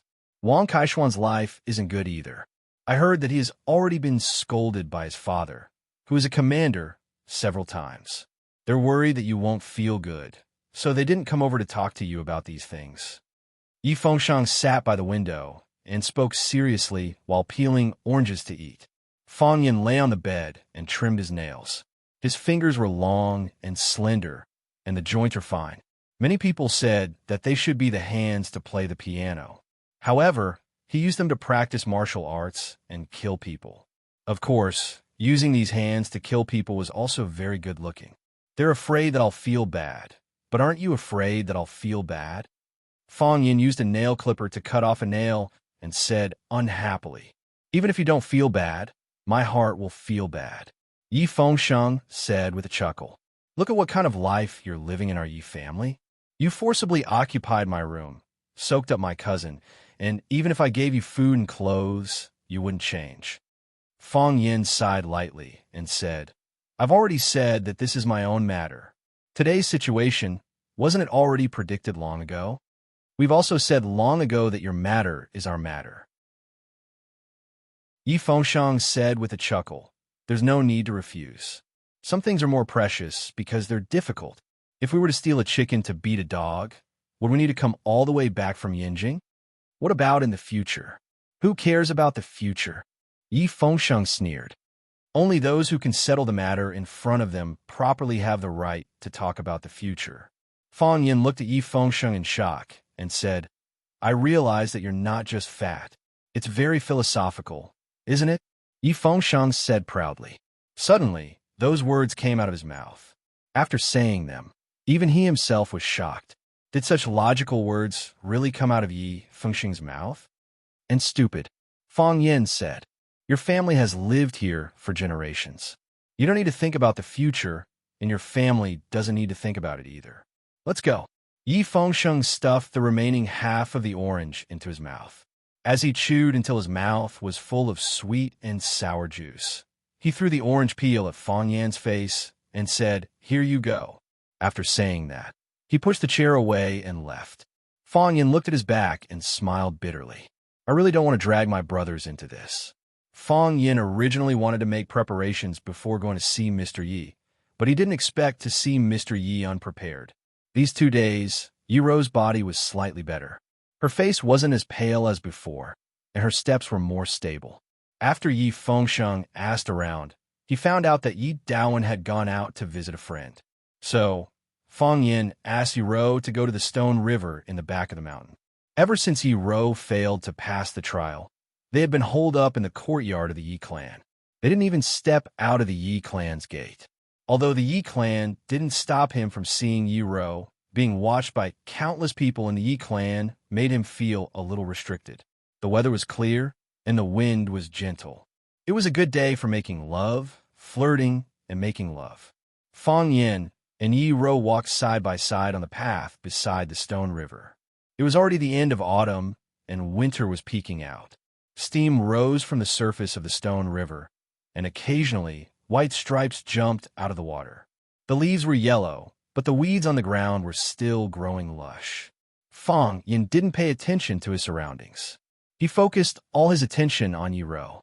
He gathered his courage and held Yi Ro's little hand. After waiting for a long time, she didn't beat him up. He finally relaxed and whispered something to her. Yi Ro suddenly stopped. Because they were holding hands, when Yi Ro stopped, Fang Yin also stopped. Fang Yin raised his head and saw an old man walking toward him. It was an old man in a gray robe. He was hunched and walked slowly with a basket of dung. Seeing animal dung on the roadside, he stopped and shoveled the dung powder into the basket with a rake in his hand. His movements were very slow, and his expression was very solemn. It seemed that for him, shoveling dung was the most important thing in the world. After shoveling a pile of dung on the roadside, the old man picked up the basket again and walked toward Fang Yin. He raised his head and saw Fang Yin and Yi Ro, who had stopped moving forward. Yi Ro held Fang Yin's hand tightly. Fang Yin shook her hand back and told her that he was fine. Before they got close, they could smell the stench of animal dung. The teacher stood in front of Fang Yin and Yi Ro with a basket of dung in his hand. He looked at Yi Ro lovingly and said in a blaming tone, "Girl, why are you in such a hurry to break through at such a young age? Only by working steadily and laying a solid foundation can you be afraid that you can't peep into the way of heaven one day. The way of heaven is dark and far away, and ghosts and gods are obscure. You can't force it, and you can't force it. Do you remember?" Yi Ro bowed and thanked the teacher for his teaching. Chapter 676. Thank you, sir, Yi Ro said with a clear voice and a respectful look. Sir was the village head of Swallow Dock and the most respected old man. He was highly respected and had many followers, including Fang Yin, who was also a fan of Sir. Sir blamed and reprimanded Yi Ro for her sudden breakthrough, which was a matter of course in everyone's eyes. Not only would you not be annoyed by it, but you would also feel deeply honored to be cared for. At least, that was what Yi Ro thought. Yi Ro knew that Fang Yin and Sir had a grudge against each other. Before the truth was revealed, the two parties were in a state of hostility. If Fang Yin and Sir had a conflict, she would choose to stand on Fang Yan's side without hesitation. If Fang Yin advanced, so did she. If Fang Yin fought, so did she. However, the person standing in front of her was Sir, the teacher of everyone in Swallow Dock. It had been a habit for a long time. What Sir says is right. What Sir wants to do is right. It is good for me that Sir cares about me. It is also good for me that Sir scolds me. All the people in Swallow Dock were proud to be taught or reprimanded by Sir. After decades of operation, Sir didn't deliberately do anything. Just like seeds would eventually sprout and tadpoles would eventually become frogs, Sir had become the oldest and most solid monument in Swallow Dock. Yi Ro didn't like Sir because Sir's disciple by Xiao killed Fong Yan's father. Yi Ro had to respect Sir, just like all the people in Swallow Dock had to respect Sir. That was a habit. It's a blessing and a tragedy for the Yi family to have you. Sir sighed and said, "You have such a talent, but you were born in a little girl. I'm afraid the Yi family won't let you go easily, right?" Yi Wenru didn't expect that her husband would talk about this topic with her. She blushed and her ears turned red, but she didn't show it on her face. She said indifferently, "Who knows what will happen in the future?" Yes, who can say for sure what will happen in the future? The teacher grinned. His smile was kind and amiable, like an old man collecting dung in a village who was pleased and full of praise when he saw a promising young man. "The boat will cross the bridge when it comes to it. You don't have to think too much. You failed the trial, but there were no repercussions. This meant that even the heavens were kind to you. Rest well. After accumulating strength, I'll once again pry into the heavenly Tao." "Yes, sir." Yuan thanked him again. The teacher's gaze finally shifted to Fong Yan's face. It was not abrupt, nor was it strange. It was so natural. The smile on his face when he was facing Yi Ro was still there, so when he saw Fong Yan, there was still a smile on his face. However, the smile did not disappear immediately. Instead, it seemed to be spreading. Mr. Skin was pitch black, like the tree bark that could be seen everywhere by the Stone River, or the already withered lumps of sheep dung. Because his skin was too dark, the wrinkles on his face didn't seem deep. His eyes were cloudy, and crisscrossing red blood vessels could be seen in the whites of his eyes. It gave people a sense of familiarity, but also made it difficult for people to get close to it. "You're back." Mr. looked at Fong Yin and said. It was a normal greeting, just like how Fong Yin used to greet him countless times when he came back from outside. At that time, he might wear a gray robe and wander around the village. Most of the time, he would carry a dung basket and collect dung like today. The people of Swallow Dock raised countless pigs, cows, and sheep, and most of them were in a free-range state. However, it was rare to see animals' feces, urine, and other excreta inside or outside the village. It was because Swallow Dock had a sunset glow poop shoveling brigade headed by Mr., who had been doing the cleaning work in silence. When Fong Yin heard this question, he was extremely unwilling to accept it. He came back this time to see Mr. When he was in Huacheng, he had already started to conceive and plan all kinds of bloody battles when he returned and confronted Mr. What kind of face would Mr. put on, and how he should respond politely? What would Mr.'s first sentence say?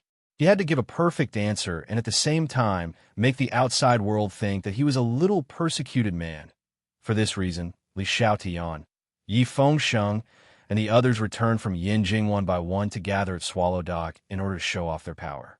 They did not give in even when they were threatened or even beaten by the elders of their families, just so that they could stand up at the critical moment and stand together with Fong Yin, with passion and passion. They had already planned for so long and put in so much effort. But Mr. Was this his attitude? You should be angry, you should be furious, you should be shouting, you could hit people with a dung shovel, or you could display the dignity and domineering aura of a superior, and then use the schemes and tricks you have cultivated for decades to ask me some sharp but deep questions. How could you do nothing? Did he break the stalemate between the two of them with just a simple, "I'm back. I'm back," Fong Yin replied in a muffled voice. Because Mr. didn't play his cards according to common sense. He couldn't play the cards he had prepared. Mr. nodded and said, "I heard from them that you were back a few days ago, and I thought you would go to find me right after. I haven't been to school these days, and I've been making big leaf tea several times a day, but I haven't seen you at all." What does that mean? Don't take it for granted. Fong Yin thought angrily. Fong Yin looked at Fong Yin and said, "Do you want me to go, mister?" "Of course I want you to go," Mr. said. "The later you go, the worse my character is in your eyes." The teacher looked around and said, "Winter is coming. Before the heavy snow seals the mountain, the animals on the mountain will be more active. After picking up the dung in the afternoon, my throat is so thirsty that it's smoking. Mr. looked at Yi Ro and said, Ro, go back first. If you go back late, your family will be worried that they have been tricked by this guy to do bad things. As if he knew that Yi Ro would agree, he turned his eyes to Fong Yin again after saying that, and said, Come with me. Let's have a private talk. Yi Ro looked at Fong Yin, and Fong Yin nodded to her. Yi Ro still looked at Fong Yin, and Fong Yin said with a bitter smile, Go back. Yi Ro nodded and said, I'll go back first. Yi Ro turned around and left, walking towards the village of Swallow Dock. Mr. also carried the dung basket and walked towards Swallow Dock, and Fong Yin followed him step by step. When they arrived at Mr.'s hut, Mr. poured the dung in the basket into the cesspool. The village was so backward that they didn't even use biogas. So after the dung fermented on its own, it was picked up by manpower, carried to the wheat field or the rape field, and sprinkled.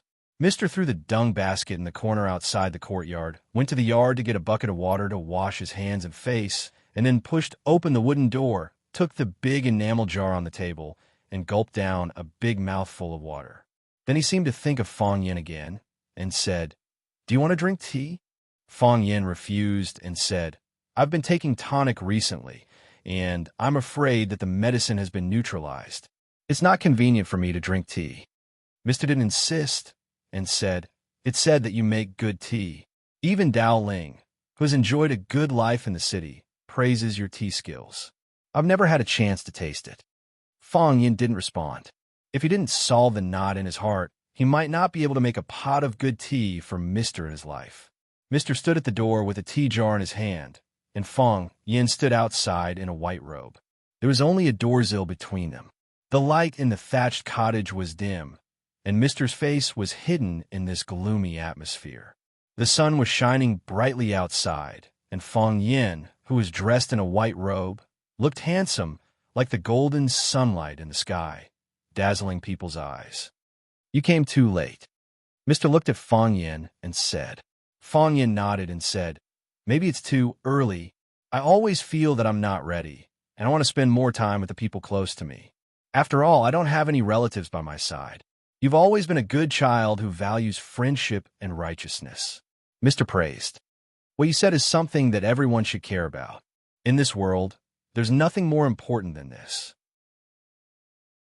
Fong Yan's lips curled into a mocking smile, and he said, If you said that in the past, I would be proud for a long time. Even Mr. praised me, which proves that I must be such an outstanding person.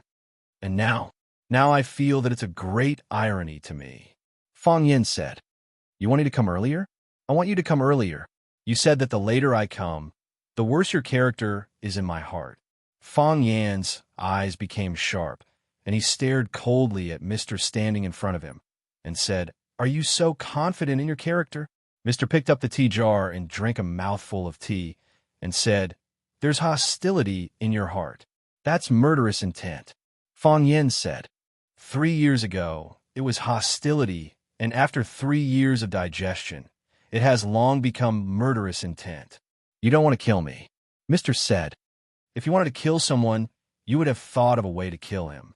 Mr. looked at Fong Yin and said, Conspiring, ambushing, poisoning, or any other method. These are all things that you, Fong Yin, can do. Chapter 677. However, you chose to meet me, Fong Yin, in the most primitive and foolish way, just like the other children. I've watched you grow up, so you shouldn't have any objections to what I'm saying, right? It's not just you. I've also watched your father, Fong Yixing, grow up from a naughty kid in open crotch pants to a tall young man, and then become a husband and a father. You're not a person who likes to play cards according to common sense. For a person like you to suddenly play cards according to common sense, it proves that you're afraid of Fong Yin. You treat meeting me as a matter of life and death. Do you think I'll slap you to death in front of countless villagers? Fong Yin, what do you take me for? And what do you take Swallow Dock for? Sir's tone was very casual, and his expression was very calm. Sir did not show any anger or resentment, and he did not exude his domineering aura. Even his words were very simple and straightforward, and he would definitely not confuse or confuse you. Sir's words made you feel like an old farmer was talking to you. But every sentence and every word made Fong Yin feel very pressured. The reason why we fear a person is not because of what he says, but because of what kind of person he is. What kind of person was Sir? What kind of person is Sir? Fong Yin asked the biggest question in his heart. Sir held a large enamel jar and narrowed his eyes as he sized up Fong Yin, who was standing in the divine light. The young boy in the past had become handsome and elegant. In terms of temperament and demeanor, Fong Yin could be said to be the most handsome young man in Swallow Dock. Of course, the original most handsome young man, Bai Xiu, had been killed by Fong Yin. The greatest evil in life was to be an obstacle. If Bai Xiu had looked like Yi Fengsheng, he would still be living comfortably, right? If he didn't act so pretentiously. Sir looked at Fong Yin and asked softly, "In your heart, what kind of person is Sir?" "Sir, I just want an answer," Fong Yin said. "Like you, I also want an answer." Mr. stubbornly looked at Fong Yin and said, "What kind of person are you, mister?" "I don't know." Fong Yin gritted his teeth. "This answer doesn't match your style at all." The teacher shook his head and sighed. "Fong Yin, ever since I've known you, have you ever said anything that you're afraid of? Is there anyone you don't dare to see? If there is..." Fong Yin's smile was full of grief and indignation. "Only you can do that, sir. Only the person who loves me can hurt me the most, and being stabbed by the person I respect the most is even crueler." Swallow Dock was a special place, and it was also a place that people could be proud of. And Sir was Swallow Dock, Sir, the pillar and totem in the hearts of countless people. For example, when Fong Yin brought Yi Fengsheng and Li Xiaotian to confront Jiang Junling at the Maple Leaf Club in Yanjing, he knew that if the situation was irreversible, Sir would definitely come out, and he really wanted to force her to come out. In the end, under the situation of being pressured from both inside and outside, Sir did come out, and he even used the red machine that he had been locked in an iron box. At that time, everyone thought that Fong Yin was in a weak position, but in fact, they had never thought that the real strong person was actually Fong Yin, and that Jiang Junling was the weak one. That night, it seemed that Fong Yin and his companions were the ones who were rejected and attacked by the crowd.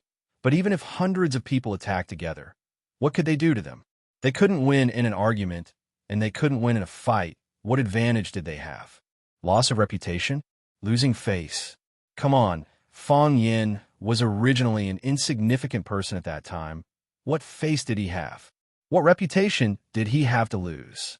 The one who truly lost face was Jiang Junling, and the one who truly lost his reputation was also Jiang Junling. Some people said that a person's opponent determined their height. Fong Yin's opponent was Jiang Junling, so everyone put him and Jiang Junling on the same level. Have you considered Jiang Junling's feelings? It was just like how some small celebrities who had just made their debut had to rely on Lu Dahua or Xiachun to create hype, saying that they wanted to surpass Lu Dahua and that they wanted to soak up Xiachun. Have you considered the feelings of Lu Dahua and Xiachun? That was a marketing campaign, a self-marketing campaign for Fong Yin's position. It was also a scheme to force the Jiang family to give up their position. If it wasn't for some people realizing the seriousness of the problem, Yi Dowling would be sitting in the position of the Jiang family. And with the Jiang family sitting in this position, Fong Yin's days would be even worse. What kind of person was Fong Yin? Things had only started to take shape, but he had already completed the entire plan and guided it. Yi Fengsheng, Li Xiaotian, Wan Qian, and the others who stood behind him, some of them understood at the time, and some of them only understood afterwards. No matter what, they were willing to advance and retreat together with Fong Yin. Otherwise, with Fong Yin's personality, he would definitely turn around and run when he realized that he was about to suffer a loss. A music addict can't eat. Who would be willing to bear the siege of hundreds of people for a woman? The one who set up the stage was Fong Yin, and the one who acted was also Fong Yin. However, the final director was Mr. Fong Yin, who was far away in Swallow Dock. The reason why Fong Yin dared to cause such a huge disaster and dared to ignore the enmity of the Jiang family and all of the wealthy families in Beijing was also because he had swallowed Doc and Mr. However. Could the current Mr. still support him? Could he trust him like a totem engraved on his soul? Mr. was silent for a long time, then said, Fang Yin, I heard that you broke through again in Huaqing and comprehended the Tai Chi light that is rarely seen in 100 years. That is also thanks to Mr.'s good disciple, Bai Xiao. Most of this is due to his efforts. Fang Yin said with a face full of sarcasm. If he and Jiang Junling hadn't worked together to set up that sure-kill trap, if he hadn't used the thunderclap sword to attract the lightning, if he hadn't forced me into desperate straits with that old man's song Zanion time and time again, if it hadn't been for him, how could I have had the chance to break through again? Actually, Fang Yin was lying. The reason why he comprehended the Tai Chi light was mainly because he was forced by the Blade Monarch's chopping wood blade. When he comprehended the Tai Chi light, Bai Xiao had not yet appeared, and neither had the Phoenix. Thinking of the Phoenix, Fang Yan's heart bled. These bastards, why do they have to drag those innocent people into this? Thinking of the Phoenix heartbroken because of this and how she cut off her mortal roots to escape to Buddhism, Fang Yan's heart was filled with anger. The Phoenix hated. She hated how fate played tricks on her. Fang Yan also hated. He hated how those conspirators had ruthlessly manipulated their fates. Bai Xiao, Jiang Junling, the Yin family, and perhaps even Mr. were all sinners. Mr. was finally angry. Fang Yin rarely saw Mr. angry. Even if a student in the academy did something terribly wrong, he would just keep a straight face and slap them. But at this moment, Mr. frowned. His eyebrows furrowed so deeply that his thick eyebrows turned into curved black silkworms. Mr. stared at Fang Yin with a burning gaze. His eyes, which had always been dispirited and depressed, flashed with a frightening brilliance. He said in a low voice, You just want an answer, right? Yes. Fang Yin said, I also need to ask Mr. to give justice to my dead father. Otherwise, the dead will not be able to rest in peace, and the living will not be able to rest in peace. Fine, I will give you justice. Mr. said. He held the jar in one hand and raised the other, fiercely chopping toward Fang Yan's face. Palm as a sword. Thunderclap sword. After leaving Mr.'s sight, Yi Ro's footsteps became hurried. She didn't return to her Yi family because she knew Yi Fengsheng wasn't home. She walked along the stone river all the way to the Ruan family at the entrance of the village. Sure enough, before she got close, she heard the laughter of young people inside. Yi Ro appeared at the entrance of the courtyard and saw Li Xiaotian and Ruan Qian wrestling. The others were holding a wine pot, lying down or sitting, and were still fiercely discussing who would win and who would lose. I'm betting on Xiaotian. Xiaotian's Kung Fu foundation is not bad, although he has put on a little weight after becoming a businessman. If it was before, I would definitely bet on Xiaotian, but now I'm betting on Ruan Qian. Ruan Qian is always by Uncle Ye's side. With Uncle Ye's strict attitude toward the people around him, it would be hard for him not to risk his life. Look at Uncle Dong Hai. I didn't think much of his Kung Fu before, but after following third uncle for a few years, he has become a first-class expert. The last time my dad saw him, he said his Kung Fu had reached a higher level. Yi Fengxing's eyes were sharp. When he saw Yi Ro standing at the door, he quickly jumped up to greet her and said, Sister, why are you here? Didn't you go to the Stone River with Fang Huahua for a walk? The others also stood up. Wang Kaixian looked at Yi Ro with a smile and said, Originally, they wanted to follow and peep, but I forcefully stopped them. I say, they're a couple talking about love, so why are you people going over to join the fun? If it was before, Wang Kaixian and Li Xiaotian wouldn't dare to speak to Yi Ro in such a tone, because according to Yi Ro's character, they were likely to be beaten black and blue by Yi Ro before they could finish a joke. It wasn't that Yi Ro's character had changed. It was mainly that Yi Ro's identity had changed. Now, Yi Ro was his brother's woman. If he made a joke with his brother's woman, wouldn't it mean that everyone was close and liked her? Sure enough, Yi Ro didn't hit them this time. Yi Ro looked at Yi Fengsheng and said, Fang Yin went to see Sir. F***CK. Yi Fengsheng threw the wine bottle in his hand out, smashing it on the wall and breaking it. He He cursed, "This bastard, son of a bitch, we agreed to go together. How can he be so untrustworthy?" Chapter 678. This bastard, son of a bitch, we agreed to go together. How can he not keep his word? This time, Yi Fengsheng, Wang Kaixian, and the others were really angry.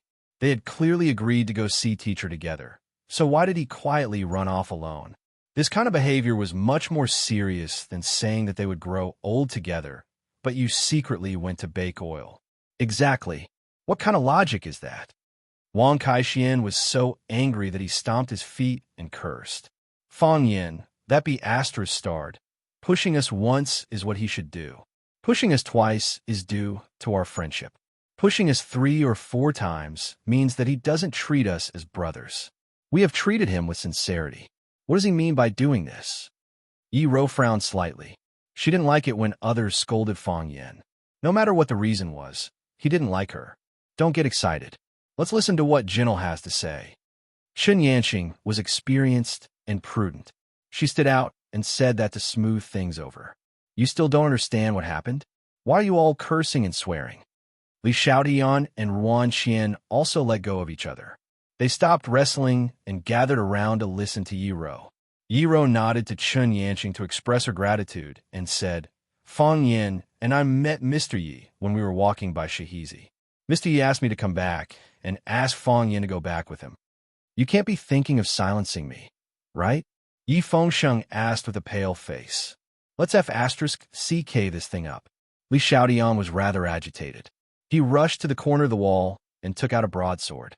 Although the Li family was good at using fists, it was not a problem to have a broadsword to defend themselves. It also looked more threatening. As for whether the teacher would buy it or not, that would be another matter. Chen Yanqing looked at Yi Ro and said, Ro, you haven't recovered yet. You better go back and rest. Rest assured, as long as we're still alive, we won't let Fang Yin suffer any losses. Yes, I don't believe that Mr. can single-handedly wipe out all of us. Ruan Jing roared, his face red. It was quite interesting for a delicate and gentle man to shout such hot-blooded words. Yi Ro refused and said, I'll go with you. Sis your body. Yi Fengsheng tried to persuade her further. I won't do anything. I'll just watch from aside, Yuan said. Watching is also a form of strength. If there were more witnesses, you wouldn't have gone too far with Fang Yin. I understand. Yi Fengsheng nodded. Let's go find Sir. Let's go see Fang Yin, Chen Yanqing said. Thus, the group of youngsters ran towards the entrance of Swallow's Dock where the teacher lived. As they ran, they shouted loudly at the yards they passed. A life for a life. A debt must be paid back. Mr. wants to see Fang Yin.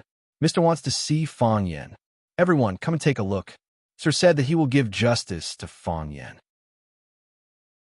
As they ran, the gates of the courtyard were opened one after another. Some of the gates were open, and people ran out of the courtyard. More gates were closed at an even faster speed. It was better not to get involved in some things. When they ran to the Fang family's house, Yi Fengsheng turned a corner, trotted through the hall, and ran to the backyard.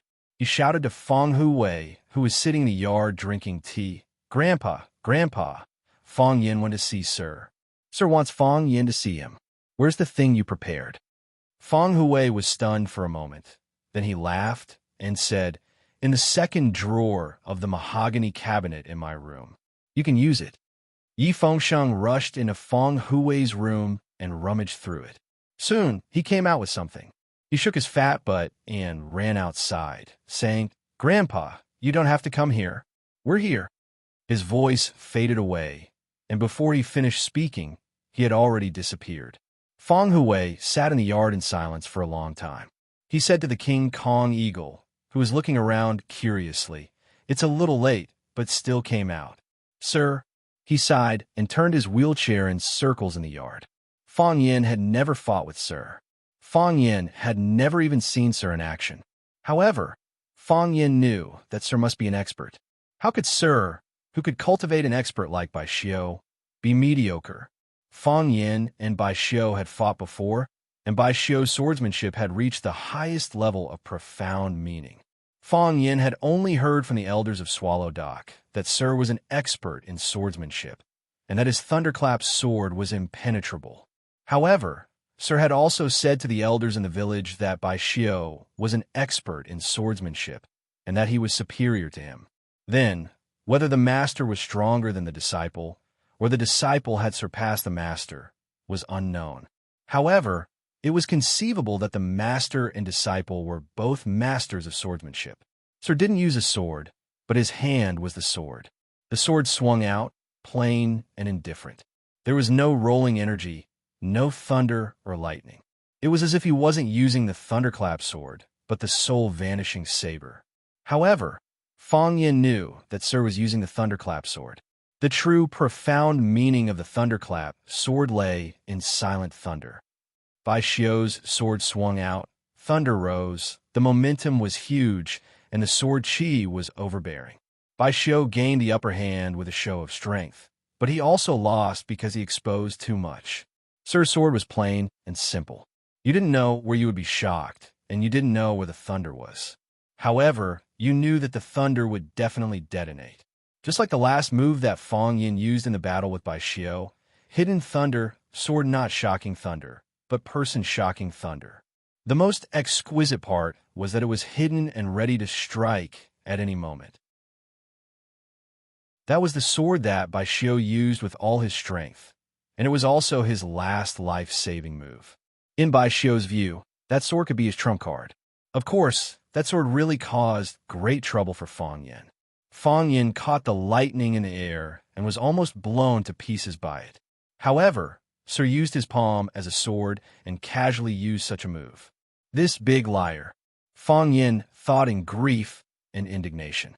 He even said, Bai Xiao is better at the sword than me. In order to make his disciple proud, he went against his conscience and said such irresponsible words. If he had known that Sir was so powerful, Fong Yin would have pretended to be dead when he met Sir just now.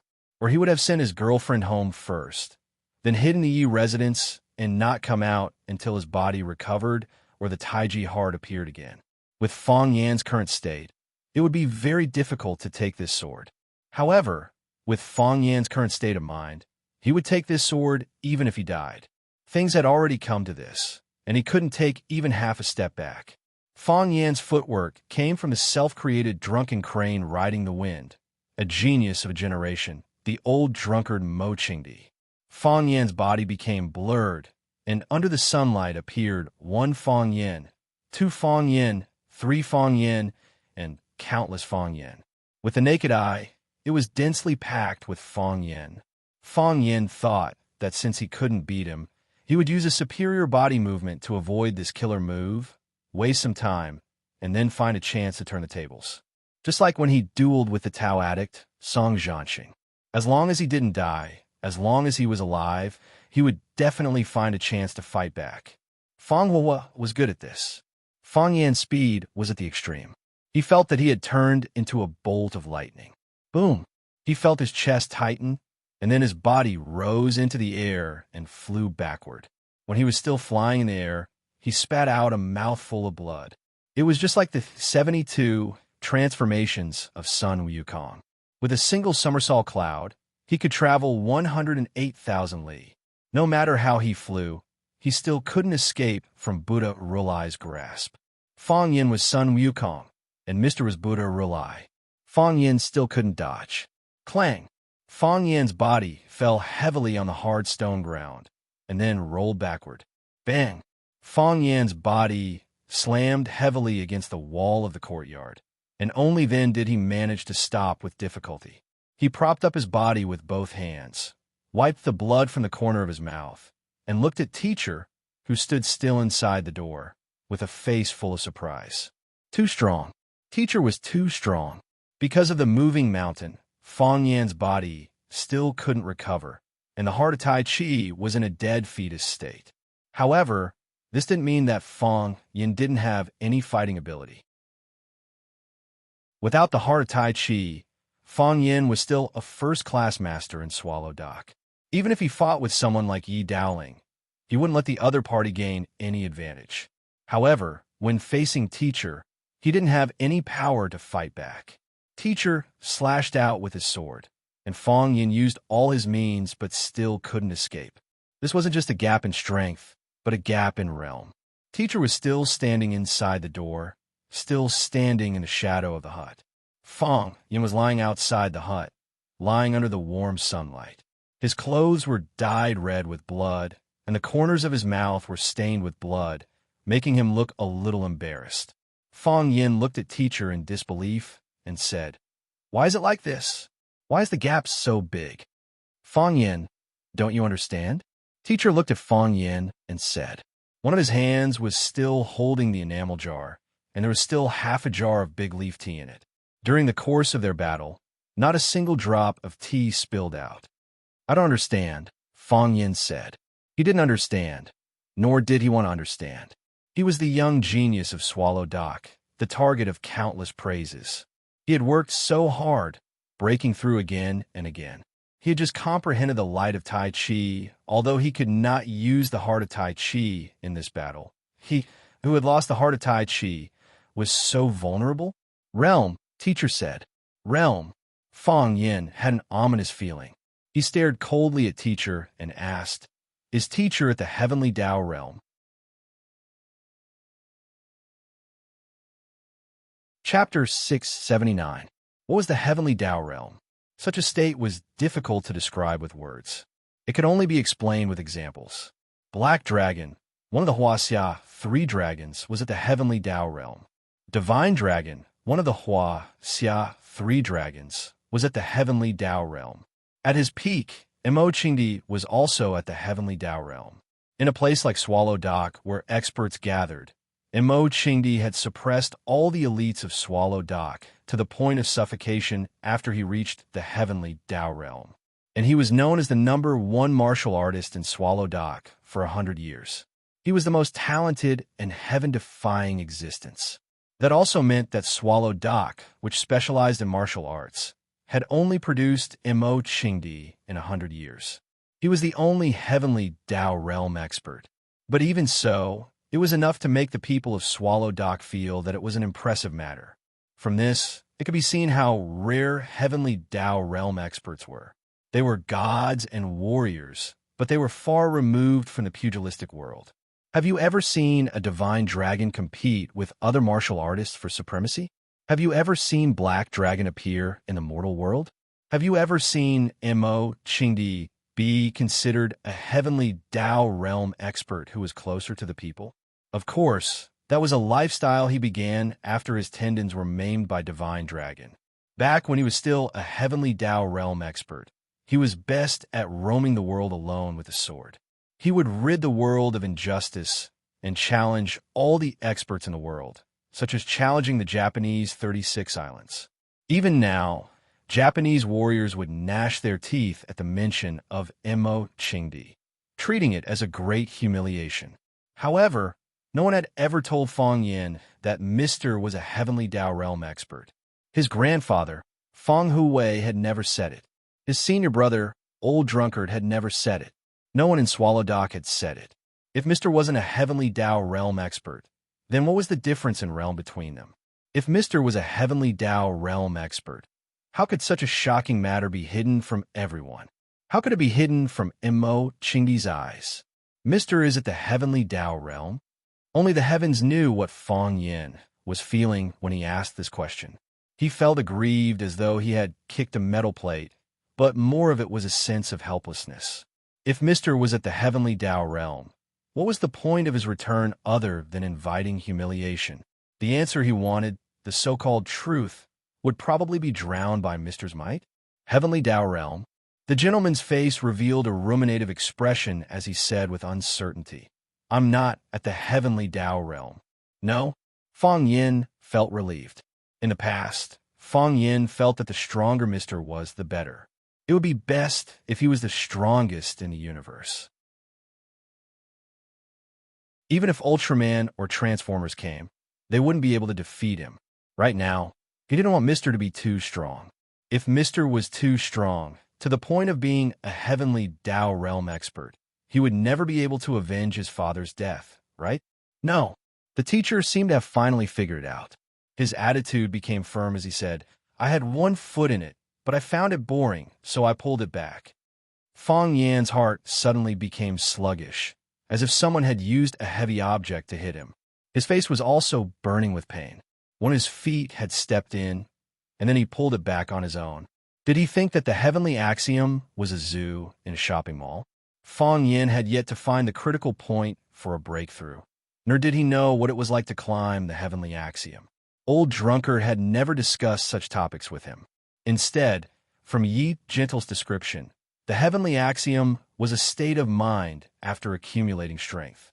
The heavenly axiom was a process of breaking through oneself, as well as a process of finding oneself. Of course, most importantly, the heavenly axiom was a process of forgetting oneself and wholeheartedly serving the Tao. A pure land, a smile, a mortal fate, a thought, a tranquility, a lotus blooming in the heart. Let there be nothing else in your world except the heavenly axiom.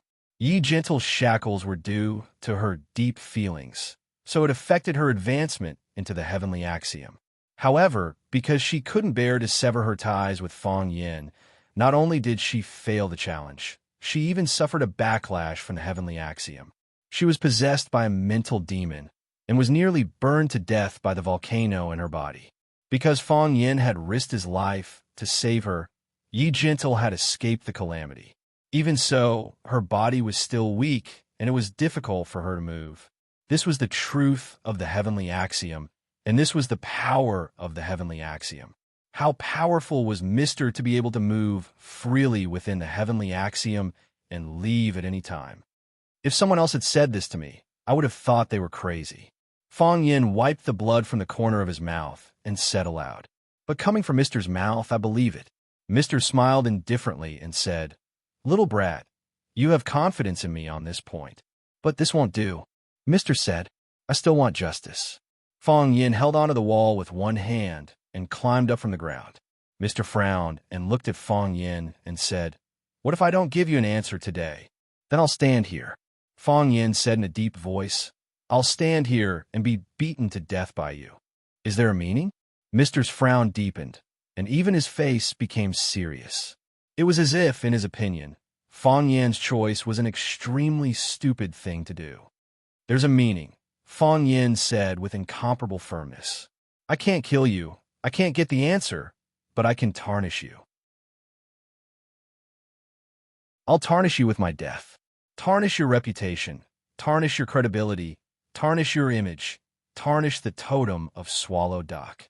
Every time people mention you, they will think of you killing a talented young man. For the sake of your murderous disciple, you killed another student of Swallow Dock.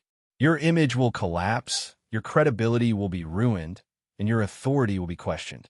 Whether people say it out loud or not, everyone will think that you're a murderer in their hearts. This is your revenge." Mr.'s face was so gloomy that water could almost be squeezed out of it. He said, "This is your revenge against the enemy who killed your father? This is the way you, Fong Yan, handle things when you're in a crisis? Fong Yan, you usually boast that you're a rare smart person, but your performance today is simply disappointing. Such a Fong Yan, I might as well kill you with my sword." Fong Yan walked towards Mr. step by step and said with a smile, "What can I do? What can I do? You're Mr., the person I respected the most apart from my grandfather, the person I thought was the strongest apart from the old drunkard. When I was very young, I called you Mr. I wanted you to be my master. When I grew up, I wanted to go to school and become a teacher. I wanted to inherit your legacy. Although none of my wishes came true, you're still the Mr. in my heart. I thought to myself, all the teachers in the world should be like you." Later on, when I went to Huacheng and became a teacher by chance, it was also because I was subconsciously influenced by you. I thought that since I couldn't be Swallow Dock's Mr., it would be good to be the teacher of other children. In the end, there would be some resemblance to you. There would always be some areas where I would look up to you. Look, you have such a place in my heart. How could I use such a method to deal with you? You're right. I'm a person who doesn't like to play by the rules. I can use crafty plots against you. I can ambush you, poison you, or any other method. I have 10,000 ways to take revenge. But that person is you, Mr. from Swallow Dock. That's why I'm not willing to do that. The general dismounts the horse. The prime minister alights the palanquin. Ever since I was young, my grandfather said this to me. Although I didn't quite understand what it meant, I subconsciously felt proud of these words. Swallow Dock has its pride to protect, and Mr. has his reputation to protect. I'm a member of Swallow Dock, and I'm proud of this collective. I don't want to be an exception to this collective, and I don't want to be its disgrace. That's why I came back openly, and I stand in front of you openly. Mr.'s brows finally relaxed. His eyes looked thoughtfully at Fong Yin, who was walking towards him step by step. Mister, please give me an answer. Fong Yin stood at the door, stood in front of Mr., and said aloud. Mr. stood outside the door, and he and Mr. were only separated by a doorsill. Mister, please give me an answer. Fong Yin pleaded. Bai Xiao, why did he kill my father? Mr. held the enamel jar in one hand, and his other hand turned into a sword again. Thunderclap's sword. Stop! A coarse voice roared. You old man, stop! The man's angry voice rang out. Even in his angry state, he didn't dare to curse in front of Mr.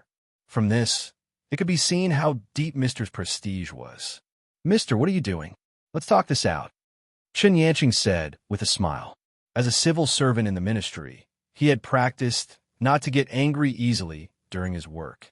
As they spoke, a group of young people ran in front of Fong Yin, using their fat or thin bodies to block in front of Mr. Yi Fengsheng, Xiao Tian, Chen Yanqing, Wang Kaixian, Ruan Qian, except for Zhu Ziden, who was far away in the North Sea, Swallow Dock's #1 male heavenly group, Hua Meinan, were all here, blocking in front of Fong Yin. Yi Ro rushed over and saw the blood on Fong Yan's face, the dust on his back, and the dent in the wall. Her expression was cold, but she didn't say anything. She only walked to Fong Yan's side, stretched out her small hand, and held Fong Yan's blood-stained hand. Fong Yin wanted to break free, but she held on tightly. When Fong Yin exerted force, she also exerted force. She used her small action to express to Fong Yin that wherever he was, she would be there. Chapter 680. The Mr. looked at Yi Fengsheng, Li Xiaotian, and the others who had hurried over, and said with a smile, I knew you little brats had returned, but you were always hiding and refusing to show your faces. Mr. is no longer qualified to be your Mr. You didn't even greet Mr. when you returned? What? Were you waiting for today to show me who I was? How could that be? We came back a few days ago, but not because we didn't want to visit Mr., but because Li Xiaotian was sick. Yes, Li Xiaotian was very sick. We have been staying by his side these few days, afraid that something might happen to him. Yi Fengsheng's face was full of awkwardness, and he said, We didn't come to show you who you are. In our Swallow Dock, who can show you who you are? We just heard that you wanted to give justice to Fong Yin, so we came to see. Yes, yes. Li Xiaotian also nodded and said, I was sick some time ago, very sick. We all believe that Mr. is fair and just in handling matters. Chen Yanqing looked at the Mr. with a smile and said, In all these years, I have never heard of Mr. wrongly accusing anyone. The Mr. laughed heartily and put down the sword in his hand. Looking at the group of young people from Swallow Dock who kept flattering him, he said with a smile, You all put one hat on my head after another, but it is because you don't trust me enough, right? You say that I am fair and just in handling matters, but that is because you are worried that I am not fair and just in the matter of Fong Yin. You say that I have not wrongly accused anyone all these years, but you are worried that I have wrongly accused someone in the matter of Fong Yin. The smile on the Mr.'s face froze, and he looked at Fong Yin and the others with a serious voice and said, What if I say that I do not give you an explanation this time? All the young people were dumbfounded. They had thought of Mr.'s reaction, but they did not expect Mr. to have such a reaction. What kind of attitude was this? Was this not a hooligan? If Fong Yin or any of them were hooligans, they would feel that it was natural, but when Mr. acted like a hooligan, it was hard to accept. Mister, what do you mean?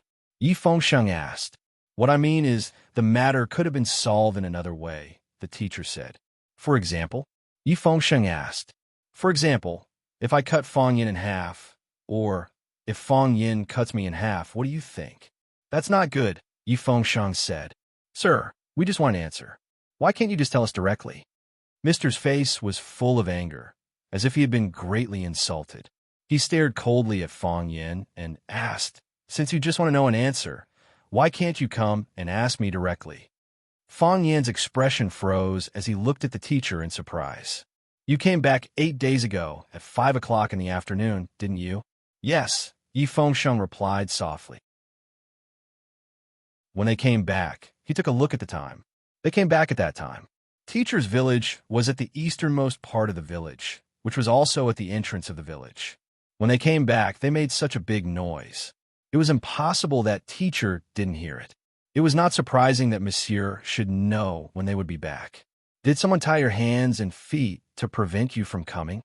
Teacher asked again. No, Li Xiaotian said. Did someone gag your mouth to prevent you from making a sound? No, I'm not at home. On a long journey? Sir, since no one. Teacher's expression became extremely dignified, and his voice became extremely serious. He said, Then, tell me, why did you wait until now to find me? Why do you have to make things so complicated? Why do you have to make such a big scene? Teacher, we are just... Chen Yanqing wanted to explain, but the truth was right in front of them. They had returned a long time ago, and had been back for a long time. However, they did not think of asking Teacher, and even deliberately avoided Teacher. They did not want Teacher to see them return. They wanted to stand out at a crucial moment and give Teacher a fatal blow. They thought that Teacher was guilty. Although the truth had not been revealed, they already thought that Teacher was the mastermind behind Bai Xiu's death. He was the one who instructed and manipulated Bai Xiu to kill Fang Yixing, and then prepared to kill Fang Yin. Yes, that was what they thought in their hearts. Otherwise, why would they be afraid of Teacher? After Teacher took Fang Yin away, why would they be so anxious? In your hearts, I am the murderer. I am the sinner. I am the enemy that you are about to face. Should I feel very embarrassed? Should I feel very embarrassed? Teacher looked at Fang Yin and said, What is this place? This is Swallow Dock. This is the Swallow Dock where the general dismounts the horse and the prime minister alights. Who am I? I am a teacher of this Swallow Dock. When each of you was born, I went to your home to visit you and held you in my arms. From the time you started to read 100 family names and rules for disciples, I was already your teacher. Fang Yin, didn't you become a teacher in Huachen? Didn't you achieve some good results? Who was the one who first nurtured and guided you in your knowledge of ancient literature? Ruan Qian, you are now Dao Mausoleum Secretary. Who was the one who first let you carefully study game theory? Li Xiaotian, you are now a businessman. When you were young, you were naughty and mischievous. Who was the one who said that your natural disposition was to be temporarily recorded? Now that you have grown up and each of you has your own achievements and career, you are now beginning to question whether your teacher is a murderer or the culprit of the murder case.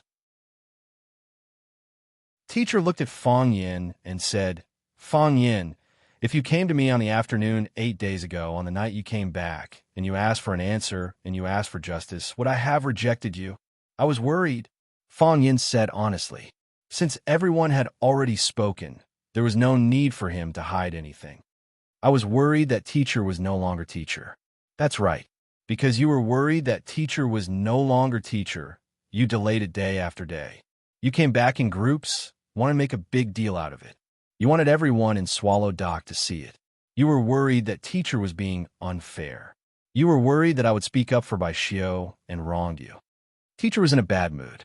With an angry tone, he said, Fang Yin, on the afternoon you came back, I was waiting for you in this thatched hut. I didn't wait for you that afternoon. I didn't wait for you that night. I didn't wait for you the next day. I didn't wait for you the third day.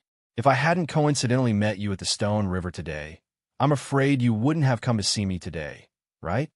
When we exchanged blows just now, I knew that your body hadn't recovered yet. You couldn't use the heart of Tai Chi now you are at your weakest. How would Fang Yin dare to meet the enemy who killed his father at this time? Am I right? Yes.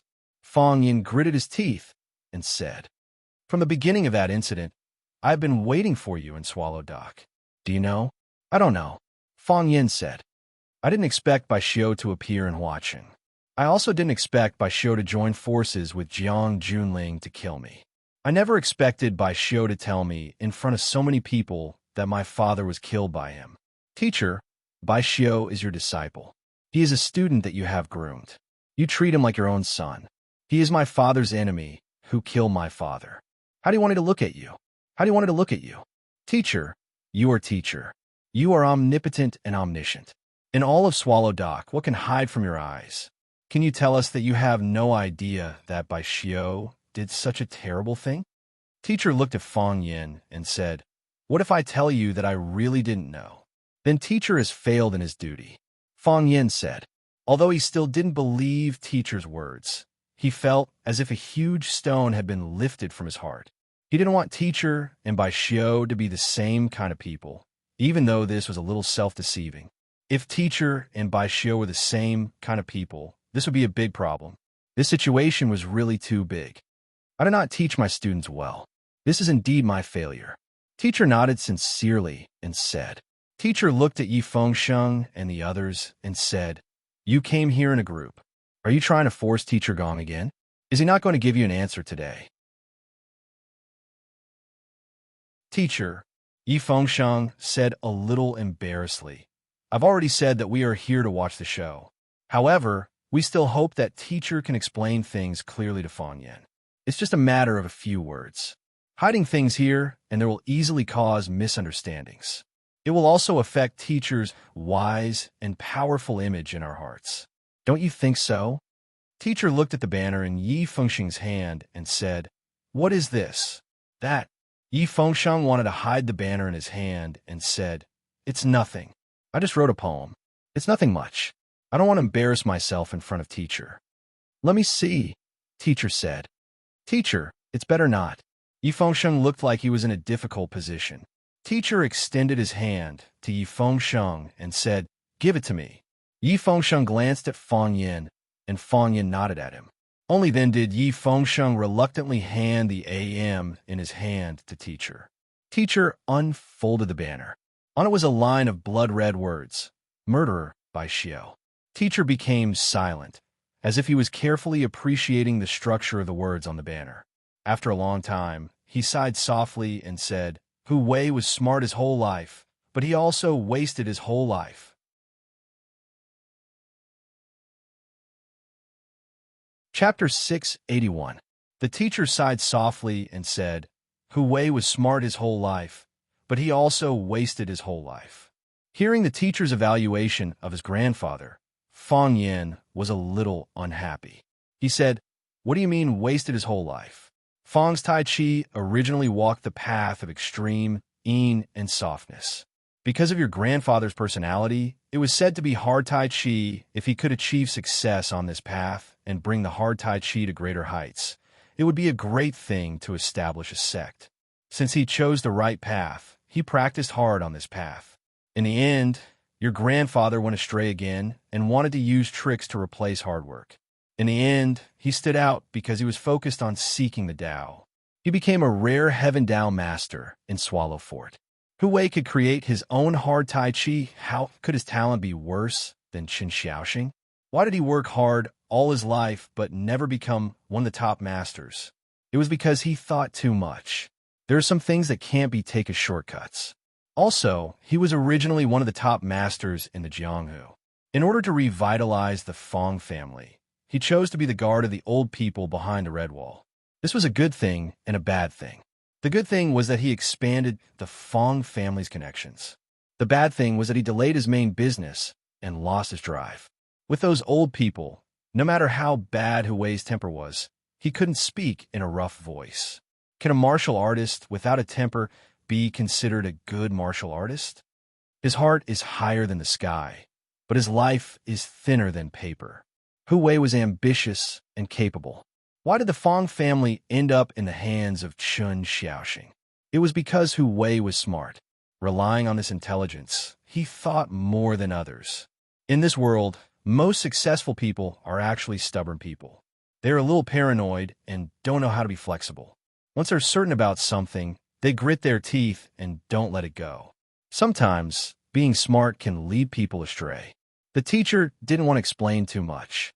He rolled up the white scroll in his hand and said to Yi Fengsheng, "Since Fengsheng took it out, why don't you give it to me? I think it was originally for me to see, right?" Yi Fengsheng didn't dare to disobey and said, "Since you like it, then take it." The teacher nodded and said, "I'll take it. If you don't want to bully others with martial arts and fight with me, then leave.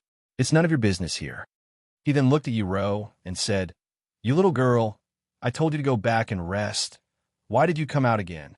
"I'm worried about him." Yiro looked at the man and said. She was neither servile nor overbearing, neither shy nor secretive. This was exactly what she was thinking in her heart, so she said it openly. The teacher liked this side of Yiro very much. He comforted her and said, "Go back. He'll be fine." "Thank you, sir," Yiro said gratefully. He gently squeezed Fang Yan's hand and took the lead to leave. Yi Fengsheng and the others looked at each other and followed behind Yuan. Very soon, only Fang Yan's lonely figure was left in the courtyard. The teacher looked at Fang Yan and said, "Come in." After saying that, he stepped aside from the doorsill. Fang Yan did not hesitate and stepped through the door. Clang! The teacher closed the wooden door, and the room fell into a state of semi-darkness. The teacher walked to his old recliner and sat down. He looked at Fang Yan and said, "Sit if you want to, or stand if you don't." Fang Yan thought for a while and decided to stand. If the teacher suddenly attacked him, it would be easier for him to defend or escape. The teacher held the enamel jar and took a big sip of the big leaf tea. He looked at Fang Yan, who was standing in front of him, and said, "Fang Yan, you have your position, and I have mine. My disciple admitted that he killed your father, so it's natural for you to be vigilant and resentful toward me, the teacher, because no one can guarantee that the next disaster won't happen to them. However, from my position, I think it's a misunderstanding and an insult to me. Is the facade of Swallow Dock so worthless? Is the teacher's character so unworthy of your trust for once? Times have changed, and the interests people seek are also different. However, no matter how many scoundrels have come for Swallow Dock, there will always be some people who fight for the facade of Swallow Dock, for the names on the stone monument at the gate of Swallow Dock, and for the tombs on Green Mountain, both old and new. There will always be some people who regard the existence of Swallow Dock as more important than their own lives, and regard the glory of Swallow Dock as more important than their own honor. You have humiliated and humiliated me, so what is the point of playing this game? It's just for an answer, Fang Yan said again.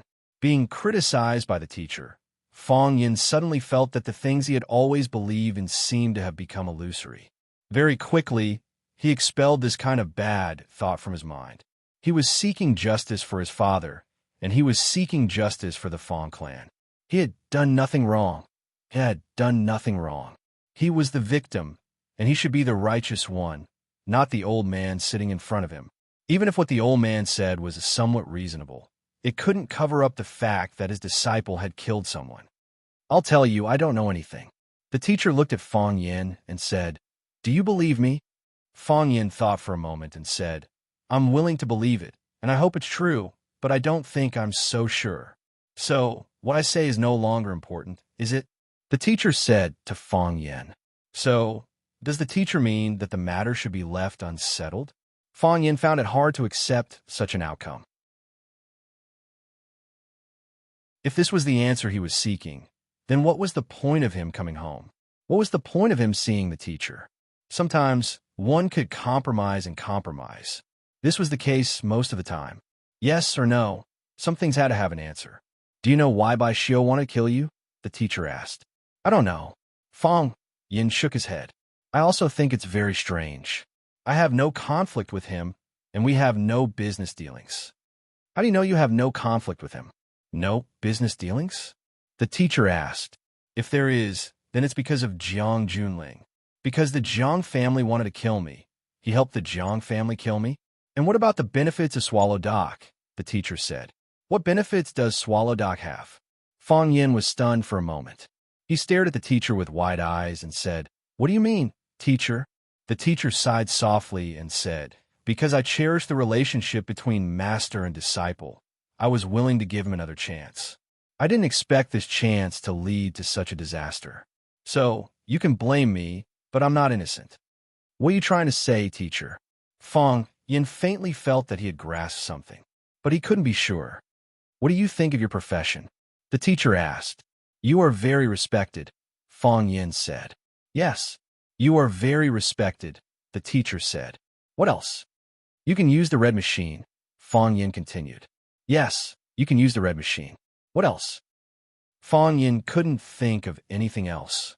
Apart from being respected and being able to use the red machine once in a while, you are just a poor teacher in Swallow Dock. Isn't that so? The teacher asked Fong Yin. Fong Yin looked at the clothes the teacher was wearing and looked at the simple and crude home. He nodded and said, It is a bit poor, but you didn't have to live like this. Would the teacher be short of money? If the teacher wanted money, there would be countless people willing to give it to him. If the teacher wanted women, there would be countless people who would give them to him. It was just that he didn't know if he could use his current body. You have to live like this, the teacher said with a sigh. Swallow Dock is a special place. We have the glory passed down from our ancestors, but we also have responsibilities that we have to fulfill for thousands of years. What kind of existence is the teacher? The teacher is the teacher of Swallow Dock, the guide of Swallow Dock, and the suppressor of Swallow Dock. The warriors of Swallow Dock are the weapons of the country and the important weapons of the country. Long knives need sheaths, and treasured swords need sheaths. The sharpness of Swallow Dock also needs someone to cover and hide. It would be bad if they hurt themselves. The teacher is the sheath and sheath of Swallow Dock. He is the lubricant between Swallow Dock and some important people. Such people can only be trapped in Swallow Dock for the rest of their lives. The narrow-minded think that Swallow Dock is very big. The big-hearted think that Swallow Dock is also very small. Some are willing to guard it for the rest of their lives, but some think that Swallow Dock is like a dragon swimming in the water, unable to show off their skills. Bai Xiao is a big-hearted person, so he thinks that Swallow Dock is very small. Fong Yin asked. That's right. The teacher nodded and said, I thought highly of Bai Xiao before, because I thought that he was more suitable than you to guard Swallow Dock. This is also the reason why I kept him and rejected you when you both went to apply for the school teacher position. Bai Xiao has talent and wisdom, and he can read and calm his heart. At that time, I hoped that he could take over my mantle and become the next teacher of Swallow Dock. Later, I found out that he was too close with some outside powers, so I wanted to give him a knock. I wanted him to stay true to his heart, to let him know that his roots were in Swallow Dock. So, I found him a competitor. I wanted to tell him that I could choose him, or I could let someone else replace him. That competitor was me? Fong Yan's face was full of surprise. You've never told me about this. The teacher looked at Fong Yan and said, Do you still remember the sword I gave you? That green cloud sword? Fong Yan asked. That green cloud sword? The teacher replied.